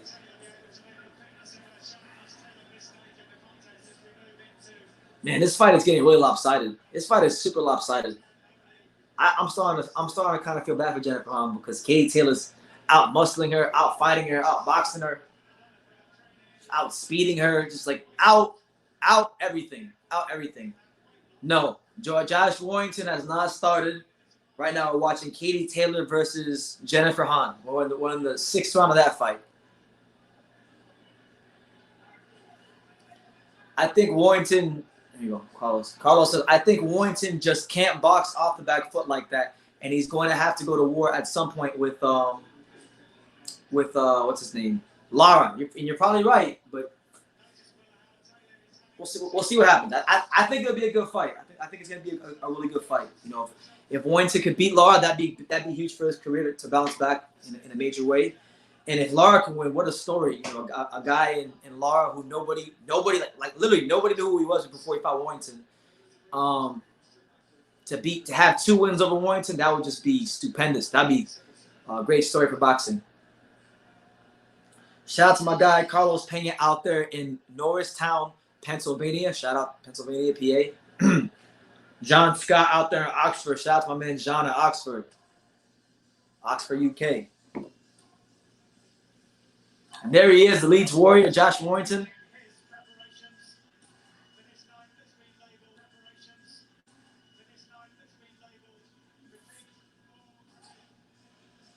There's been a different intensity about him, a different look about him in the Fight Hotel this week. Press conference on, put applause for him at the weigh-in.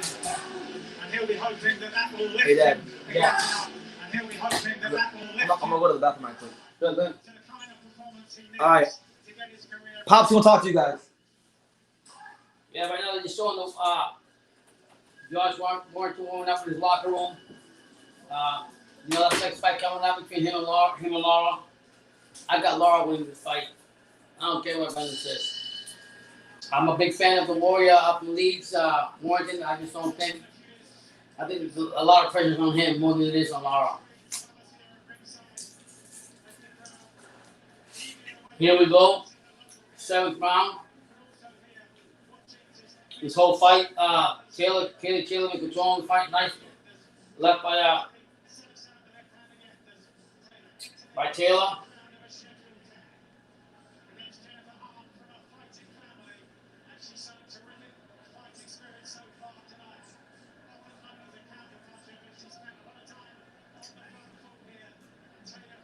Yeah, I honestly think that Warrington's got more coming for him. I mean, it's gonna be a tough fight to fight this guy right here.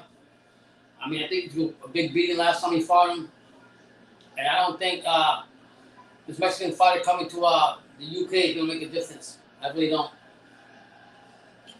Here we go. Katie Taylor, both fight. Taylor and Hahn in the middle of the ring. Both fighters, Taylor just jabbing her way. Victory, keeping her movement. Hahn hasn't changed her, hasn't changed any of her strategy or nothing. So I think Taylor's in total control of this fight. Some of you, please hit that like button if you haven't. Thanks for being here with us. But after this fight between Katie Taylor and Hahn, we have the main event, which is Josh Warrington against Lara.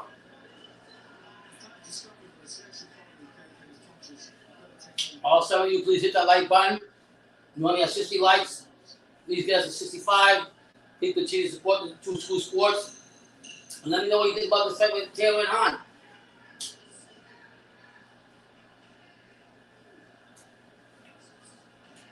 Yeah. What about this fight, Carlos? This has been a domination by Katie Taylor without taking a game. Keep in mind, Hahn moved up to fight her. It's a new weight class for her, so yeah. Lara's warming up in his locker room. He looks really confident fighter. He looks good. I think Warrington's in for a long night with this guy right here.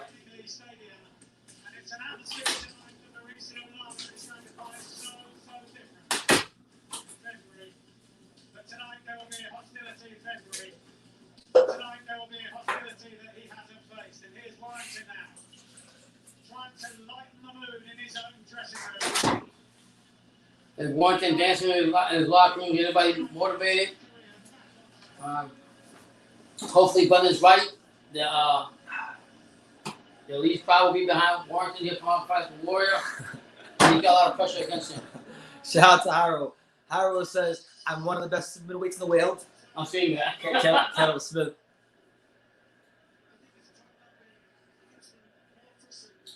Here's some Hans coming to get around jabbing. Philip about the new belt. Yeah, round number 8, man. Now, this fight, it looked good on paper. Yeah, that's about it. This is why you can't go by paper. I thought it was an okay fight. I thought it was a solid fight on paper. But right now, Katie Taylor, I like what Carlos said. Carlos is right. Yeah, dominating with no shit. She hasn't even got out of neutral. She hasn't even gone past the first gear. You don't have to because Han's very protective of what she's doing. She hasn't changed any kind of strategy or nothing. Yeah, I agree. No more of these type of matchups. We need Taylor versus Serrano. You know, I saw an article where Serrano said she wants to go unify the entire division so that when she fights Katie Taylor, it could be undisputed champion versus undisputed champion. I'm thinking to myself, yo, this is fucking women's boxing. Yeah. Y'all don't have enough eyeballs to be doing that type of shit and marinating fights. Yeah. Now, there's different when it comes to men in certain weight classes. But don't you want to get paid? Like, what are you doing, like, asking about? That's true. Nobody want to see you fight these featherweights. The only fight that people talk about when it comes to Serrano is, like, Katie Taylor. And if not Katie Taylor, fight Michaela Mayer. Yeah. Fight one of them two. You fight any one of them two, it's good.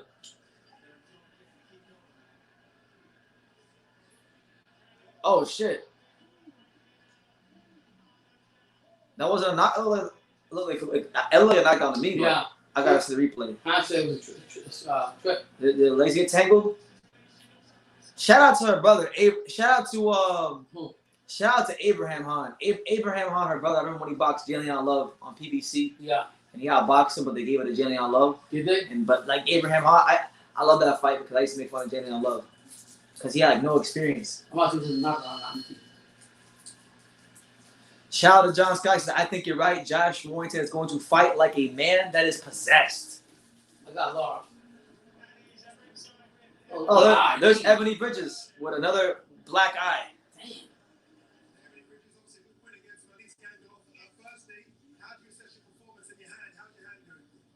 very painful at the moment. I'm like trying to be positive that it's not broken, but yeah, it's pretty painful at the moment. So we'll see. I'm gonna check it out later on. How does this fight going on behind us between Jennifer Well, Penny just spoke to her. She's trying to say that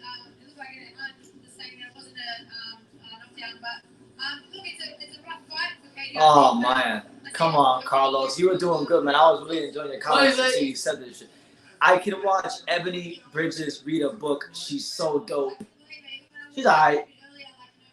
Nothing special. Nothing special. She's alright. That's too much. That's too much, man. That's a sim comment. I'm sorry. I love you, Carlos, but I gotta call a spade, man. A book? She ain't that fine. I don't even think she's fine, to be honest. I don't think she's fine like that. Is she nice? Huh? Alright, she's okay. Like, she's nothing special. Yeah, average, right? It's okay. Like, Josh Warrington does look hyped up with adrenaline pump. I'm telling you. I'm trying to tell y'all. There's the regular Josh Warrington, and then there's I'm not even gonna read that comment. That's an inappropriate comment. Yeah. Josh Warrington and Leeds is a different fighter. It sounds stupid, but I'm not. If you call it, you probably know. I'm just saying that the pressure on him to beat this guy. You hear that crowd? No, look, he ain't even in the ring yet. Listen to that crowd.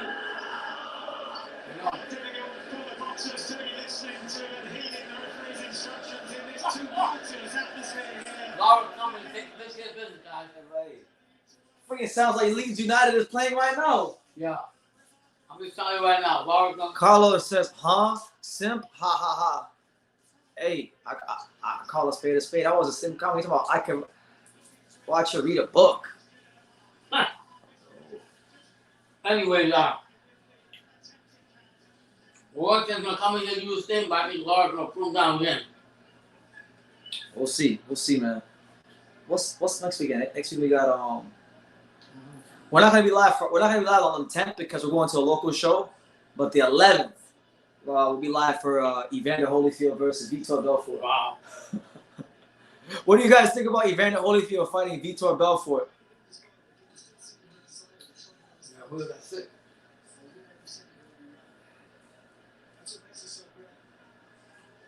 Hey guys, give me 1 second, guys. I'm gonna check something real quickly. Give me 1 second.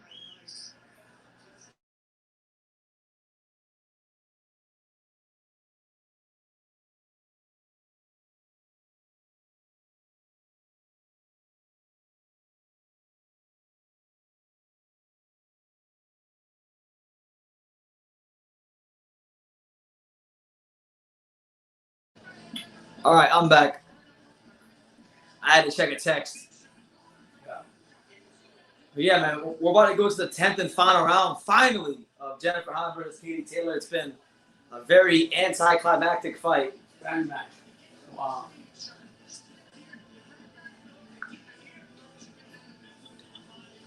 He said, word of the day says, it is exciting, but I hope Holyfield does not try hard.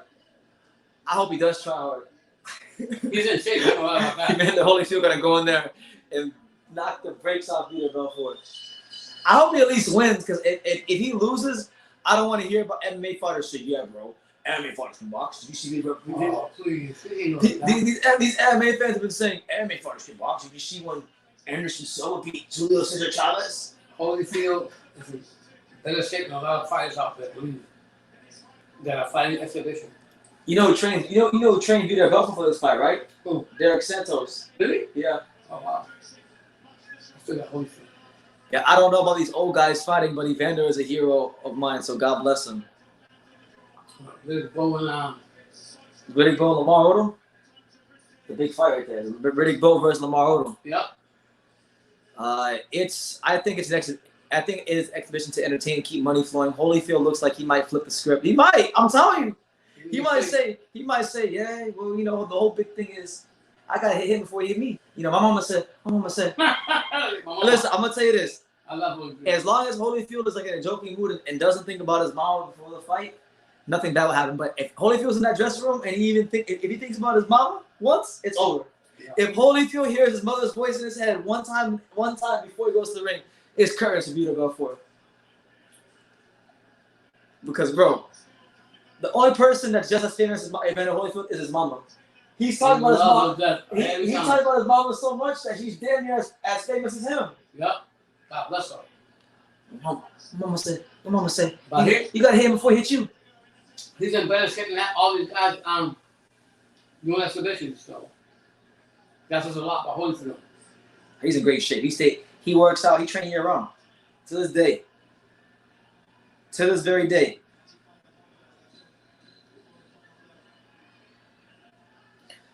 All right, final 10 seconds of Jennifer Hahn versus Katie Taylor. It's been a very, very one-sided fight. And the fight has concluded. It goes the full 10-round distance. There really shouldn't be any drama as to who won this fight. Katie Taylor will pick up another big win. I think we got to just get to it. Like, get to Serrano versus Katie Taylor. Get to it already. Because at this point, you know, this is a waste of time. It is. It's a waste of time. You know, it's crazy because I was more excited for Granados versus Ben, but like the fight was the best fight. It wasn't the best fight, and I enjoyed it, but it wasn't the best fight. This fight wasn't the best fight, so I think the main event might be in its rightful place. You know, Warrington versus Lara. Why you predict on that fight? The fans win. That wasn't a knockdown. Her legs are crossed up. Either way, she won. Boom. Boom. Who do you guys think will win between Katie Taylor and Amanda Serrano? And I want people to answer this question. Do y'all think that Amanda Serrano could be on PEDs? Oh, hell.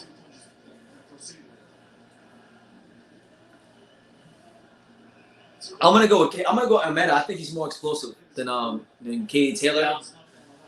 Me too. I've already seen Katie Taylor lose a fight convincingly to a fighter that's not nearly as explosive as Amanda Serrano. I saw Delphine Pursoon, who just has a good gas tank and moves forward. Here comes the decision. Let's listen into the decision. He's next up.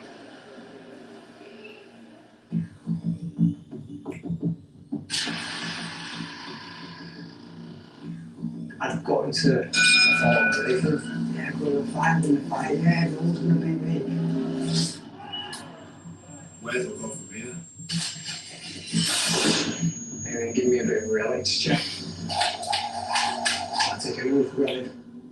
Win on Saturday. Win on Saturday.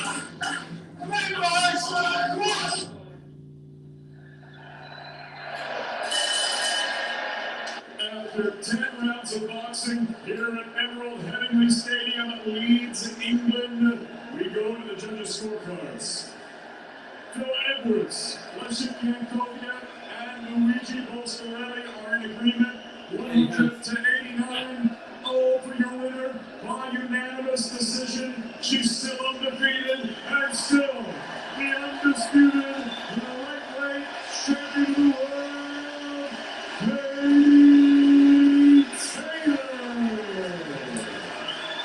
All right, so there you have it. Katie Taylor adds another victory to her long, storied boxing career. Shout out to Katie Taylor. But we got to get to it, man. We got to get these. Like, if women's boxing wants any chance of growing, you can't be asking about wasting time with these kind of fights. Get to the damn Serrano fight. Right now, I want to listen to her interview because I like listening to Katie Taylor talk. She sounds like she got helium in her voice. I like listening to Katie Taylor talk. You still can hear you. Opposing forces on a collision course. Yeah, it's your boy BT, Brendan Taylor with Pops. It's the live fight reaction extravaganza. It was for Ben Granados, but that fight's already concluded. He said, Hyro said, I'm sorry, but Katie Taylor's belts don't mean nothing compared to the Caleb Plant undisputed belts.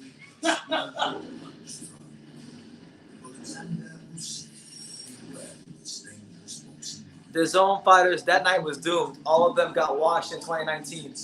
That's not true. The only guy even though we criticized him a lot, the only guy that performed that night was Kendall Smith. He knocked out Hassan Madad. He was the only guy that really performed that night. And he was like, mates, I'm one of the best middleweights in the world. You fucking mate, I get fucking stuck in, mate. I'm one of the best middleweights in the world. On me day. I'll get stuck in. Conor Benn's like, I'm crushing it in the gym. I don't know, man. I'm pretty sure it'll be someone that's worse than Granados. I promise you. All of this and so much more. Fight for Andre Broner. All right, so we turn our attention to the main event. Oh, here's Katie Taylor. First, here's Katie Taylor. Katie, congratulations. When you own as many belts as you do, there's always a mandatory to take care of. But as tonight proved again, there's never any room for complacency, is there? Oh, definitely no. I knew coming into this fight that there was no room for complacency. Every fight is a tough fight at this level. I know that Jennifer was going to be a big challenge. I love her voice. Yeah. I was hoping for a stoppage tonight, but she was very good at surviving for the whole fight. She was very crafty there herself, very slippery. But 100 points, 89 shootout. I can't get much better than that. It feels like you've done everything you can at 135 pounds. We know that there's a new undisputed women's tournament, a super lightweight. Jessica McCaskill's here tonight with all the belts at 147. Is there anyone or any challenge that you would give up all these belts for at this stage of your career? Yeah, I'm willing to fight anyone, any weight category. Really, I want the big fights. I want all those names that you mentioned. I want all these mega fights. I want to be involved in the biggest fights possible in women's boxing. And I'm very certain that I will get my career undefeated as a multiple weight undisputed champion. I know the personal allegiance that you have with this city. It's been a long time coming to fight in front of them. Just talk to me about how it was tonight and a message for the fans in it. Oh, incredible. The atmosphere was just amazing. I felt like I was boxing at home in Bravery. I'm so grateful for all the support. My father is from Leeds, a proud Leeds fan, so I feel like I'm boxing at home here. So thank you so much. I hope this is the first of many times boxing here. I'd love having you here. Congratulations tonight, Katie. Thank you so much. Thank you.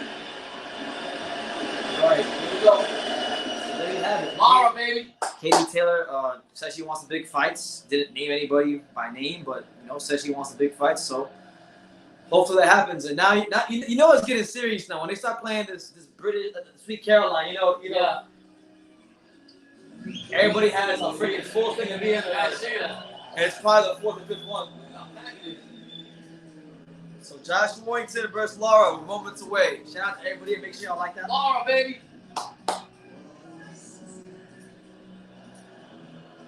Since spring became the summer. Well, Henley Stadium is absolutely rocking, and this is what they're waiting for. Their hometown. Josh Warrington taking to the ring. In a few moments' time, Tony Belly is such a sight here. This is incredible, isn't it? It's amazing to see all the fans back. Eddie Hearn like this. Eddie Hearn's probably going nuts.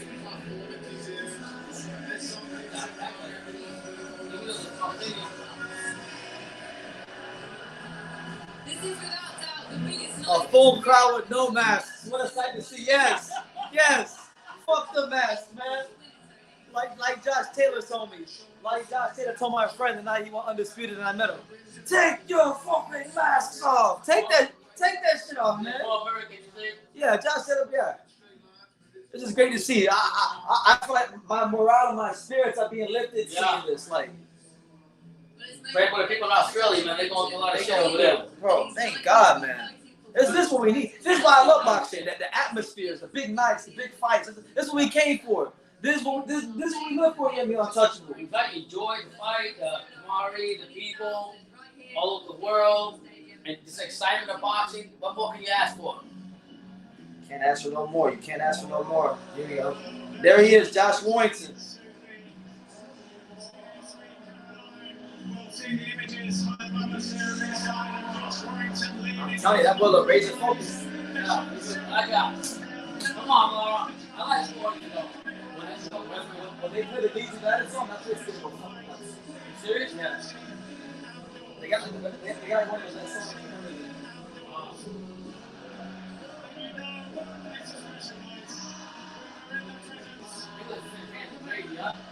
You're all drunk.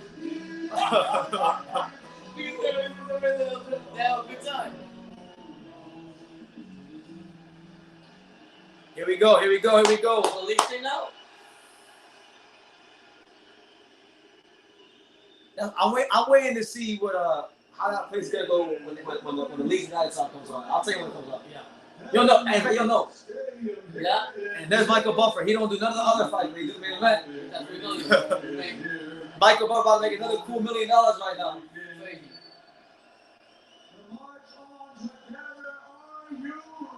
Oh man, he used the slogan.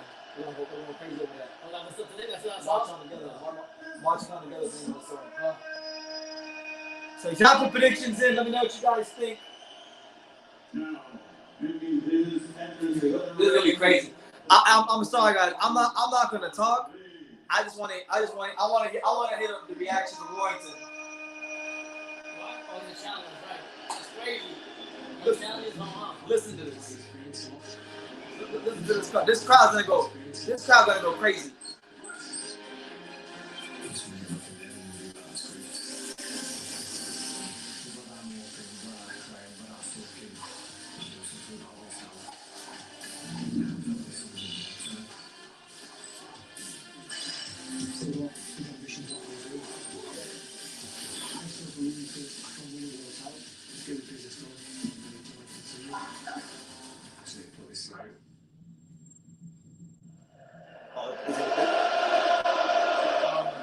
Singing already?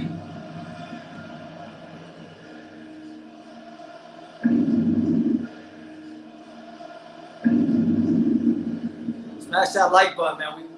Josh Warrington's about to make his entrance. It's gonna be a crazy entrance. I can't wait.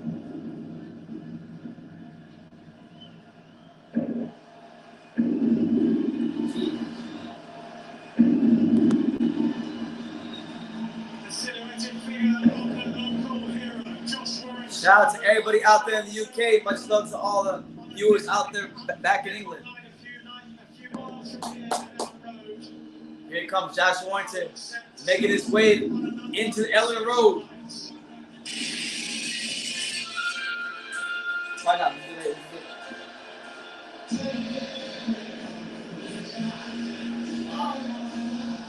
He always comes out to the song. See?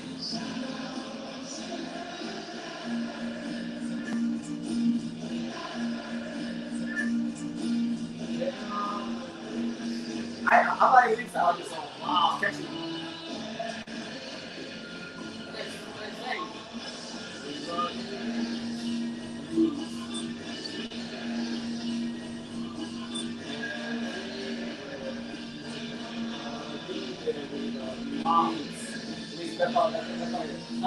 Let's go here.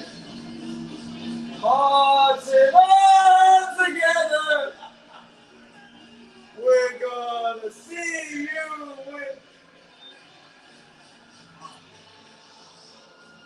I think it's not Ellen Road. I don't know.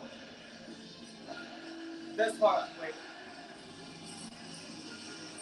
Yeah, that's it. And then it goes to the song.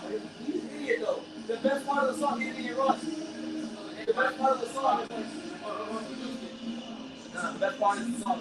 We've been through it all together. Yeah. I think it's actually a heading lane. It's not an Ellen Road, but it's in Leeds. So yeah. So Josh Warrington making his way to the ring right now, trying to avenge his loss to Mauricio Lara. It's in my opinion the biggest fight of his career since the Lee Selby fight.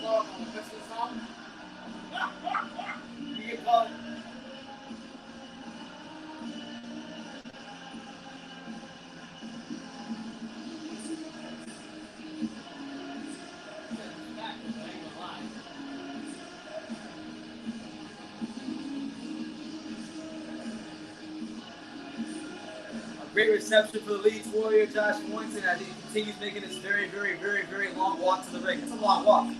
Yeah. But he's standing on some sort of platform now. Oh, shit. The platform's like elevating. Yeah. He lost. Yeah, how is he getting this? How is he getting this? But he lost the fight. This is a crazy entrance. This man got knocked out.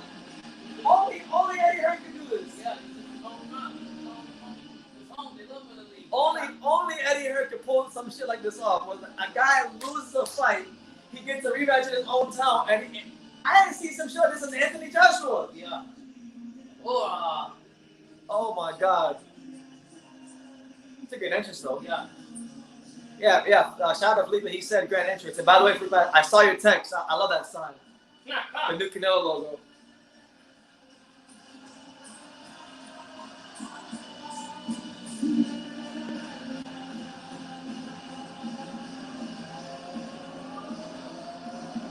Damn, I'm not gonna lie to you. If an entrance can win a fight, this would be a win. Yeah. I like to give the kick that. You always got to win. Word of the day says, I predict a riot. I agree. If Warrington wins, I think it'll be a riot, and if Warrington loses, I think it'll be a riot. You know what? Yeah. That's a good prediction. Get your last minute predictions in. Now, Laura.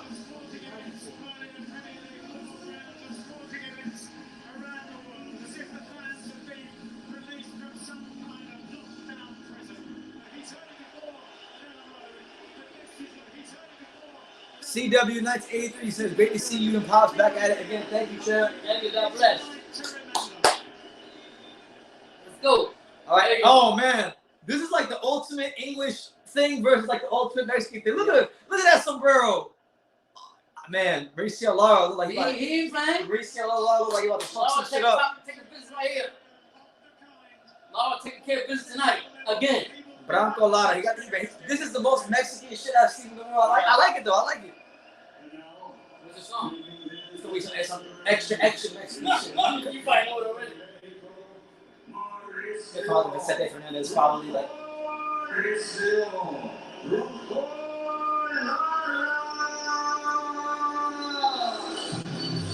Yep. The same one? No, I don't know the song, but Mauricio Lara making his way to the ring with the sombrero. He got the sombrero. ¡Viva México! Escribiendo la historia. That's right. Come on, Laura. The questions on Warrington. I like the boat. Oh shit! They can still beat on one of the security guards. Did they? Yeah, probably got a Lara. Oh man, that's that. When you hear this is the music of boxing right here. Yeah. When you hear some shit like that, that's not good news. Yeah. Come on, Laura. I like Warrington, but I got you tonight again. Oh, he's amped up. Yeah, Lara's amped up right now. I got confidence. I ain't scared of nothing. I like it. Say what you want. I like the outfit. I like the swag. I like what I'm seeing from Lara right now. How many Mexican people are there?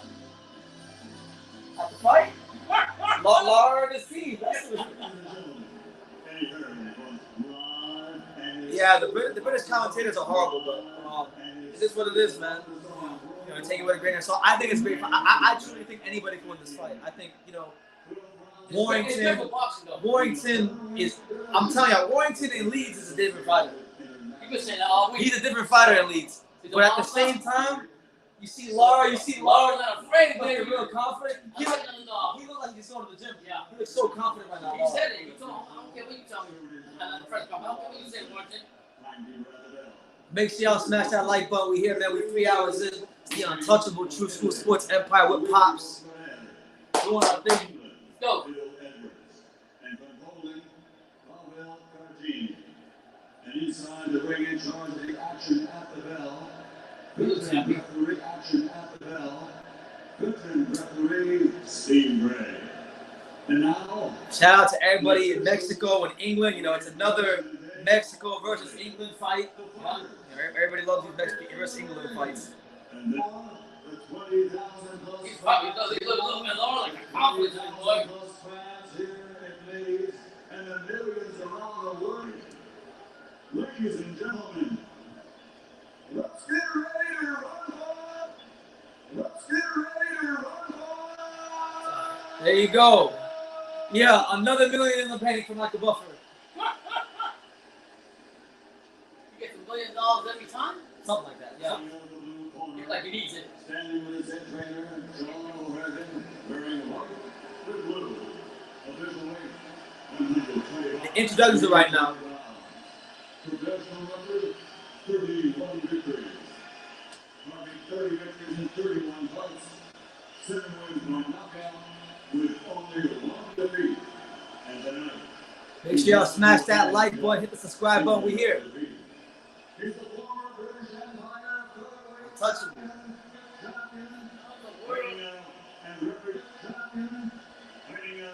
And representing Leeds, Yorkshire, England, the former heavyweight from Leeds, the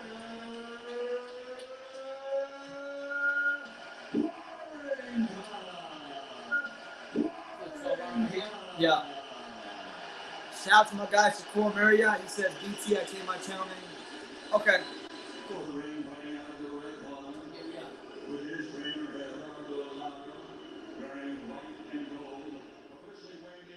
Wow, you want to fuck something up right now? I told you, man, Lara ain't no joke, boy.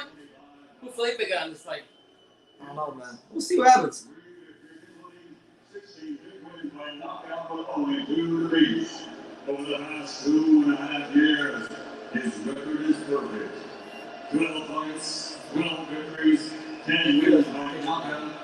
Ladies and gentlemen, damas y caballeros, el hombre con dinamita en sus manos, de San Felipe de Jesús, de San Felipe de Jesús, Ciudad de México, Distrito Federal. Just moments away from the big fight. Just patiently waiting. It's the calm before the storm right now. It's gonna be a war, I ain't gonna lie.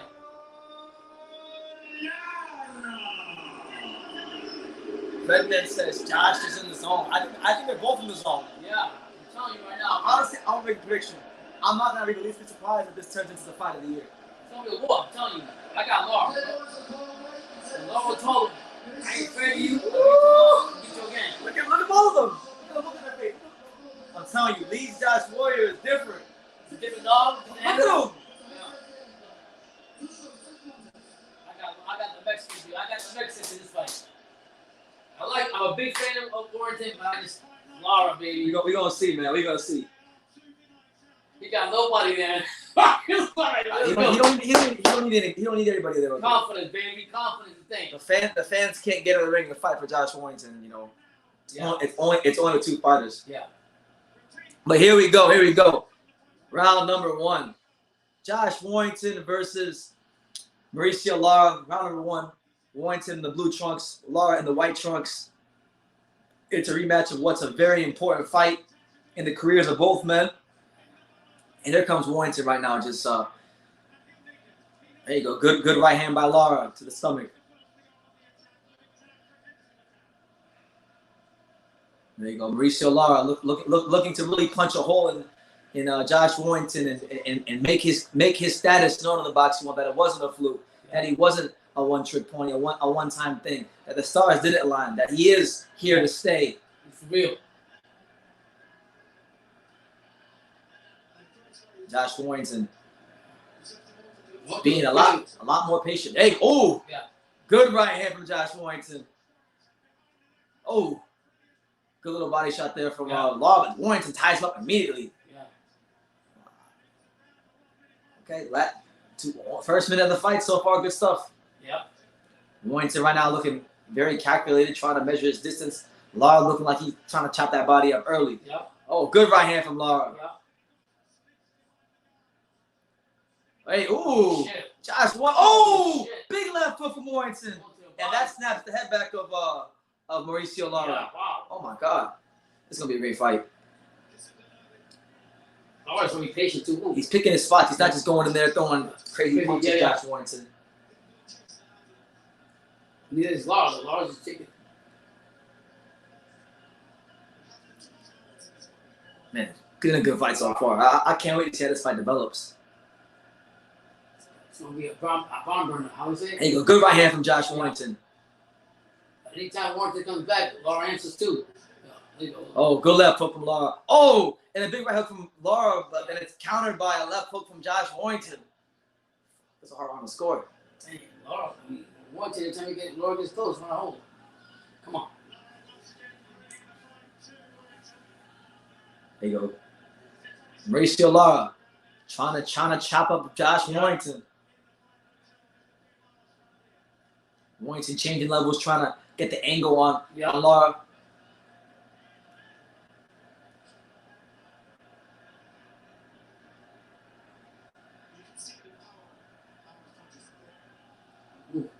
Good left hook by Warrington. There you go. Come on. There you go. Good body shots there from Lara. Lara doing a good job of chopping that body so far. Good round. Good round for both fighters. Yeah. You go. Good jab from Warrington. Seems like Warrington to be more patient. This is a hard round to score. Yeah. I said toss up, I'll be honest with you.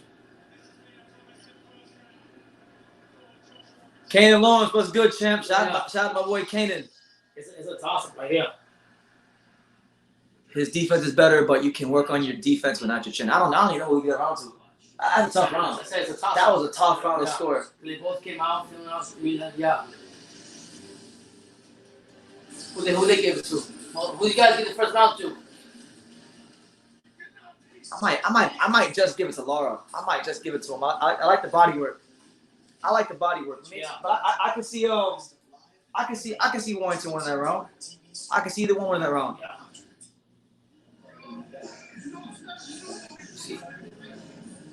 That was a good right hand from Warrington. Yeah. That's a swing. Lara did some good work too, but the commentator didn't say anything about it until they showed the replay.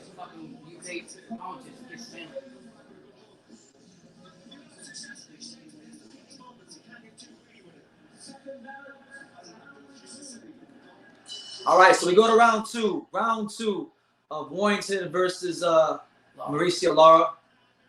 Good first round from both fighters. Could go either. That first round could have went either way. Yeah. Carlos said he gave it to Warrington. I'm not mad at that. Right now, you can see Warrington. He's trying to box more. He's trying to resist the urge of getting into a absolute melee in front of this Leeds crowd. But good right hand from Warrington. There you go. Good right hand from Warrington. I like how he's picking his spots. He's picking his spots nicely against Lara. Hopefully that continues as we go to the middle rounds and the later rounds. There you go. Good left hook there by Lara. No, he copy bullshit.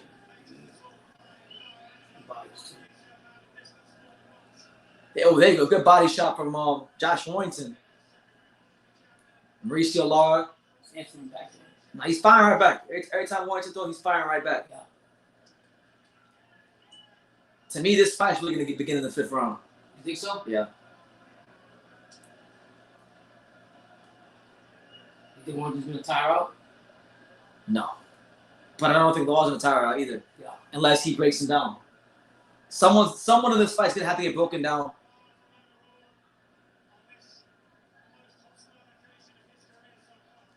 Oh, what was that? It was a forehead. So Josh Warrington headbutts. There's a head clash with Lara, and I think, is Lara bleeding?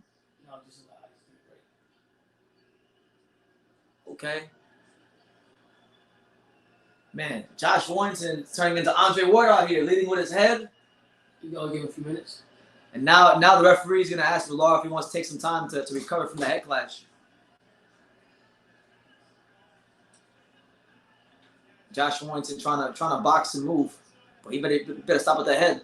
Yeah. You don't want to piss Lara off. Lara might come to the body, couple shots. Lara to the body, but they were nice. Might have animated, pushing it to. He's pressing. Yeah, Lara's pressing the action. Ever since the headbutt, Lara's pressing the action a little bit more now.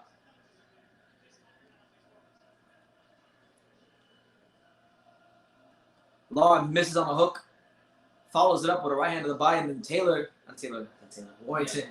Thinking about Josh Taylor.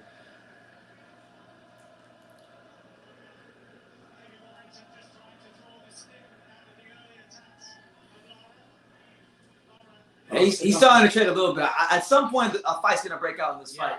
Good body shot there from Josh Warrington. Lara's gone to the body too, because of Lara. There you go. Good left hook up top by Warrington, but Lara's trading as well. Lara follows it up with a right hand to the head, and then some hooks to the body. Oh, good left hook from Lara. It's gonna be a war in this fight. You can just see it. Jesus, this is not gonna be no damn boxing match. Oh my God, look at Lara's eye. I think that's from the headbutt. From the head clash. Man, shit is crazy. This fight. Yeah. Man, good round. Good, a great 2 rounds of boxing. A great 2 rounds of boxing. I got a 1 round apiece. Yeah. I got 1 round apiece. It's a day job. Pick it up free, same day as your clothes. More of a tomorrow project. Yeah, that headbutt was horrible. That headbutt was horrible, and you know that could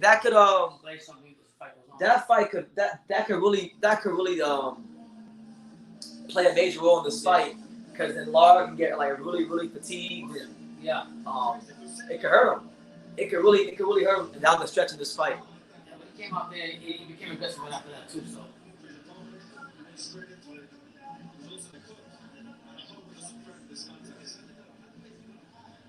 That cut is bad.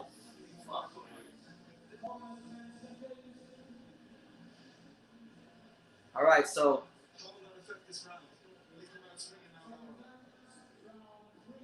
All right, so round 3. Here we go. What's happening? They're checking on Lara to see if he's okay because of that cut. The headbutt. Oh my God. This fight gonna last long. It's not going on. Hold on. Oh shit! Stopped it. They stopped the fight. Told you. Put on.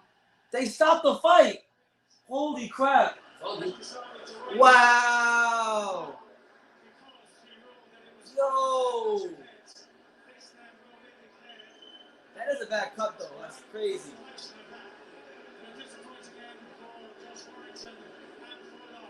That's horrible. That's bad, but look at his eyes. I stopped it too. It's not horrible. Look at his eyes. No, I'm saying. We got robbed of such a good fight. Yeah, it was good, yeah. So it's going to be a rematch, so. This is a rematch. Okay, another one. He made the right call.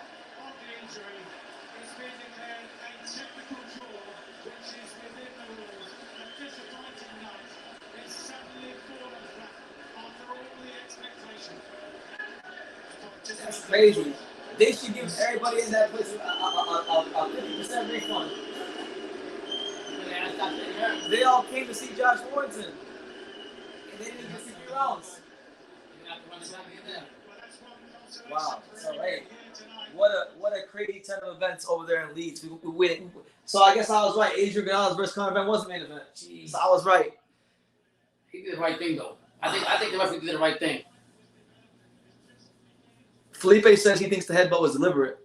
Oh man, and then Hyro says this is gonna be another Andrew Maloney versus Joshua Franco. Oh shit! Remember that trilogy? Yeah. This is gonna be the trilogy.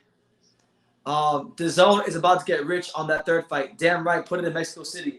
This fight should have been in Mexico City. Lara knocked his ass out. Yeah. This fight should have been in Mexico City. Double standards. Yeah. How the hell you get knocked? How the hell you get knocked out and then you get a rematch in your hometown and then they put you on a platform like you Anthony Joshua? Yeah. If I would have closed if I didn't know anybody, I would have thought he was Anthony Joshua. Jesus. So crazy scenes in Leeds. It was gonna be my God. Be a wall. You can see it. It was honestly, it was gonna be like the fight of the year. It was turning in. It was the way that fight was going. I thought it was only gonna end one way. Someone was gonna get stopped. Yeah. They really, if you're just tuning in, they really just stopped the fight on a head clash. And I'll be honest, that cut is horrible. So is it not? Let's put the sound on. It was an accidental crash of heads. The doctor ruled he is unable to continue because 4 complete rounds have not been held. The rules say it all. Sorry fans, a down applause for both fighters. Sorry fans, a down applause for both fighters. Technical draw.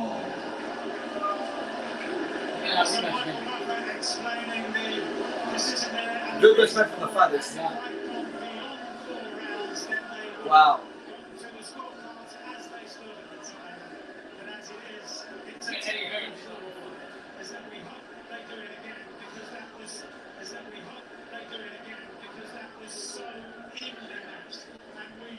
They're not getting paid either? They get paid? They get paid. You know what this? I think they should. They didn't go 4 rounds. That fight, that wasn't even one of the best fights of the year. Yeah. This is why boxing can't have nice things, man. A technical draw between I don't think you're excited about that. Mauricio Lara. We'll give it an early 2022. 6 minutes that we You think saw. so? I think so. No No winner. You know who the winner are? You know, hey, in my only setback boys. You know who the winner is, Dad? Ooh. The fans. The fans. Hey, Hyro. You know who the winner is, Hyro? The fans. The fans is the winners. That's crazy. Now they gotta make this shit in Mexico. Wow. They gotta make this in Mexico. That is so crazy. I guarantee you it'll be in Leeds again. That was a bad hit. I guarantee they'll do a third fight again in Leeds. You can't beat that with standing like that. I guarantee he's you the champion, right? they now? will do a third fight Lara's in the Leeds. champion now, right? I think he's yeah. Yeah, so how I do you think do that? I think they'll do a third fight in Leeds, and Eddie Harris said, "Yeah, Leeds was a great night block. It was a great night." No, Leeds. come on, man. Josh Warrington versus Unless Mauricio Lara. Yeah. they It's a monstrous fight. They give him, we gotta give him more money.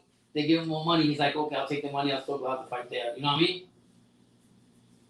How disrespectful can you be, honestly?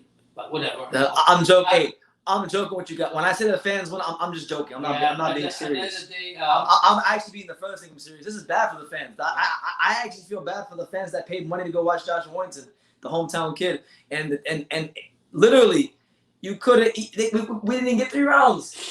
and it was just about to heat up too. It was just heating up, and the curse of Eddie Hearn continues. The zone flop, all this stuff. You know, this is why. Hey, Hyro, I know Hyro doesn't like PVC. I know Hyro doesn't like the zone. He likes PVC. You like El Heyman? Yeah. Hyro, tell him in the comments about PVC. Hey, what the El Heyman gave you? That beautiful black girl or something? Oh my God. What the El Heyman? What did El Heyman do to you, Hyro? Are you on the other side of the street? You're joking. Josh Warrington's gonna have the same speech as Maloney. I worked my ass off. Here's Josh Warrington now. You've been through all the build-up for the rematch, such a disappointing way to end the fight tonight. I'm going to. Yes, I'm absolutely going. He said, the student section where everyone walks out, all these people who paid their hard-earned money wait to see me get redemption tonight. And these things happen, but it's the first time it's something serious as this. And I thought I'd open him up with a punch in the first round, whatever. Exited, whatever. Exited, and I'm absolutely going there. I'm absolutely going. It's very early on in the fight to really assess how things are going. But did you feel different than things in the first fight? How did you feel then? After the first round, how did I get knocked out? Obviously, we had a game plan to go by, a bit more defensively sound. But I feel that obviously with this crowd here, I was tempted and eager to get into a bit of a scrap, put my performance, but that was always going to come at some point. But I felt I always wanted into it, We had stages of how we were going to play the fight, and I think it's short. Everyone at home still wants to see this fight play out, still wants to see this rematch. Do you still want this? Listen, the manager still voted the promoter Eddie Hearn. The manager still voted the promoter Eddie Hearn. Public pundits in the directions, but I need to I thought it was going to be, especially if they sat down after the first round, I thought, this is mine for taking. I could see stuff even on the night, but not in this kind of scenario. But yeah, I'm absolutely good, mate. I'm absolutely good. Weeks and weeks of promotion, all these people have come out and been part of it, and I'm just sorry. I can only apologise, and we'll have our redemption eventually. As much as you're apologising, these fans have travelled everywhere with you. They followed the journey, they've supported you from day dot right to them being allowed back in. What is your message to these guys, not just apologising, but for the support they've given you? Like I said, for bottom of my heart, it's like moments. I felt like I could drive it when it got waved off, because I'm not disappointed how the crowd would be. I mean, just that walking out to the entrance to be able to end, things like that will live with me till the day I die, and I wanted to say thank you by getting the win. So I just hope that we can get it and still turn out and support us there. Well, one thing I will say is a positive, Josh. This has been the first night we've had fans back in droves, and it's been fantastic from start, unfortunately not quite to finish, but that ring walk was something special and reminded us that the good times are on the way back. So take that, and thanks for talking to us. Thank you, Leeds. Thank you, Simon. I'm sorry, we'll be back. Thank you, Josh. All right, so there you have it. Josh Warrington, very dejected, very disappointed with what happened with the fight with Lara. If you're just tuning in and you don't know what happened, the fight has been really no contest due to a head clash after 2 rounds. The fight didn't go 4 rounds, so it wasn't an official fight. Your boy BT, Brendan Taylor, the Untouchable True School Sports Empire. We got Pops. Let's throw it over to Pops. Pops, what's going on in your head right now? How are you processing this whole Lara versus Warrington fight? The way it started out, it looked like it was going to be like how they would say a barn burner. It looked pretty good for the first 2 rounds, but then the headbutt, and we see the injury. At the end of the day, I'm with what the referee did. I think it was for the health of the better of the fighter. That was fair. It was fair. It was fair. It's unfortunate that it happened that way, but then you can turn it around. What would be the case if that happened to Josh Warrington? The same thing. The referee would have done the same thing for him. So I would just would expect it. Warrington. I know he was very apologetic and all that, but he should have said rematch. Not once did he mention that. Who, Warrington? Yeah. I mean, it's not up to him, but I'm saying it doesn't seem to. I mean, he wants to rematch again. Yeah. So for those of you tuning in, Shakur's asking me who won between Ben and Granados. Ben won a decision. Ben won. Yep. Ben won a decision. Katie Taylor won. Katie Taylor won. Hughes won. Maxi Hughes won, and the fans lost in the main event. Yeah. The fan. Hey, someone said, "Is it tea time yet?" Yeah, we need to get some tea. We need to get we need to get some of that amphetamine in our system. You know what I'm saying? Wow. Gotta get some tea in our system. Yeah. I'm gonna go do my post-fight review videos about this. It was a very anticlimactic way to finish what was a great card. I mean, it was a great card. I really enjoyed it up until the main event. But yeah, you know, I'll talk about my post-fight review video. You guys be good. We'll be live. I won't be live. I mean, there's a fight tomorrow. I don't know if we'll live for it, but if I don't go live tomorrow, the next live will be when Evander Holyfield fights Vitor Belfort. I think next Saturday. Yep. So I'll see you guys then. We'll be having more lives throughout the week, and you guys just catch you on the next live. But you know, shout out to everybody. Hope you guys are good, and take care of yourself. Like I say in every single one of these videos, you can love me or you can hate me, but I'm just kidding. So until next time, take care, guys. Okay, guys. Thank you.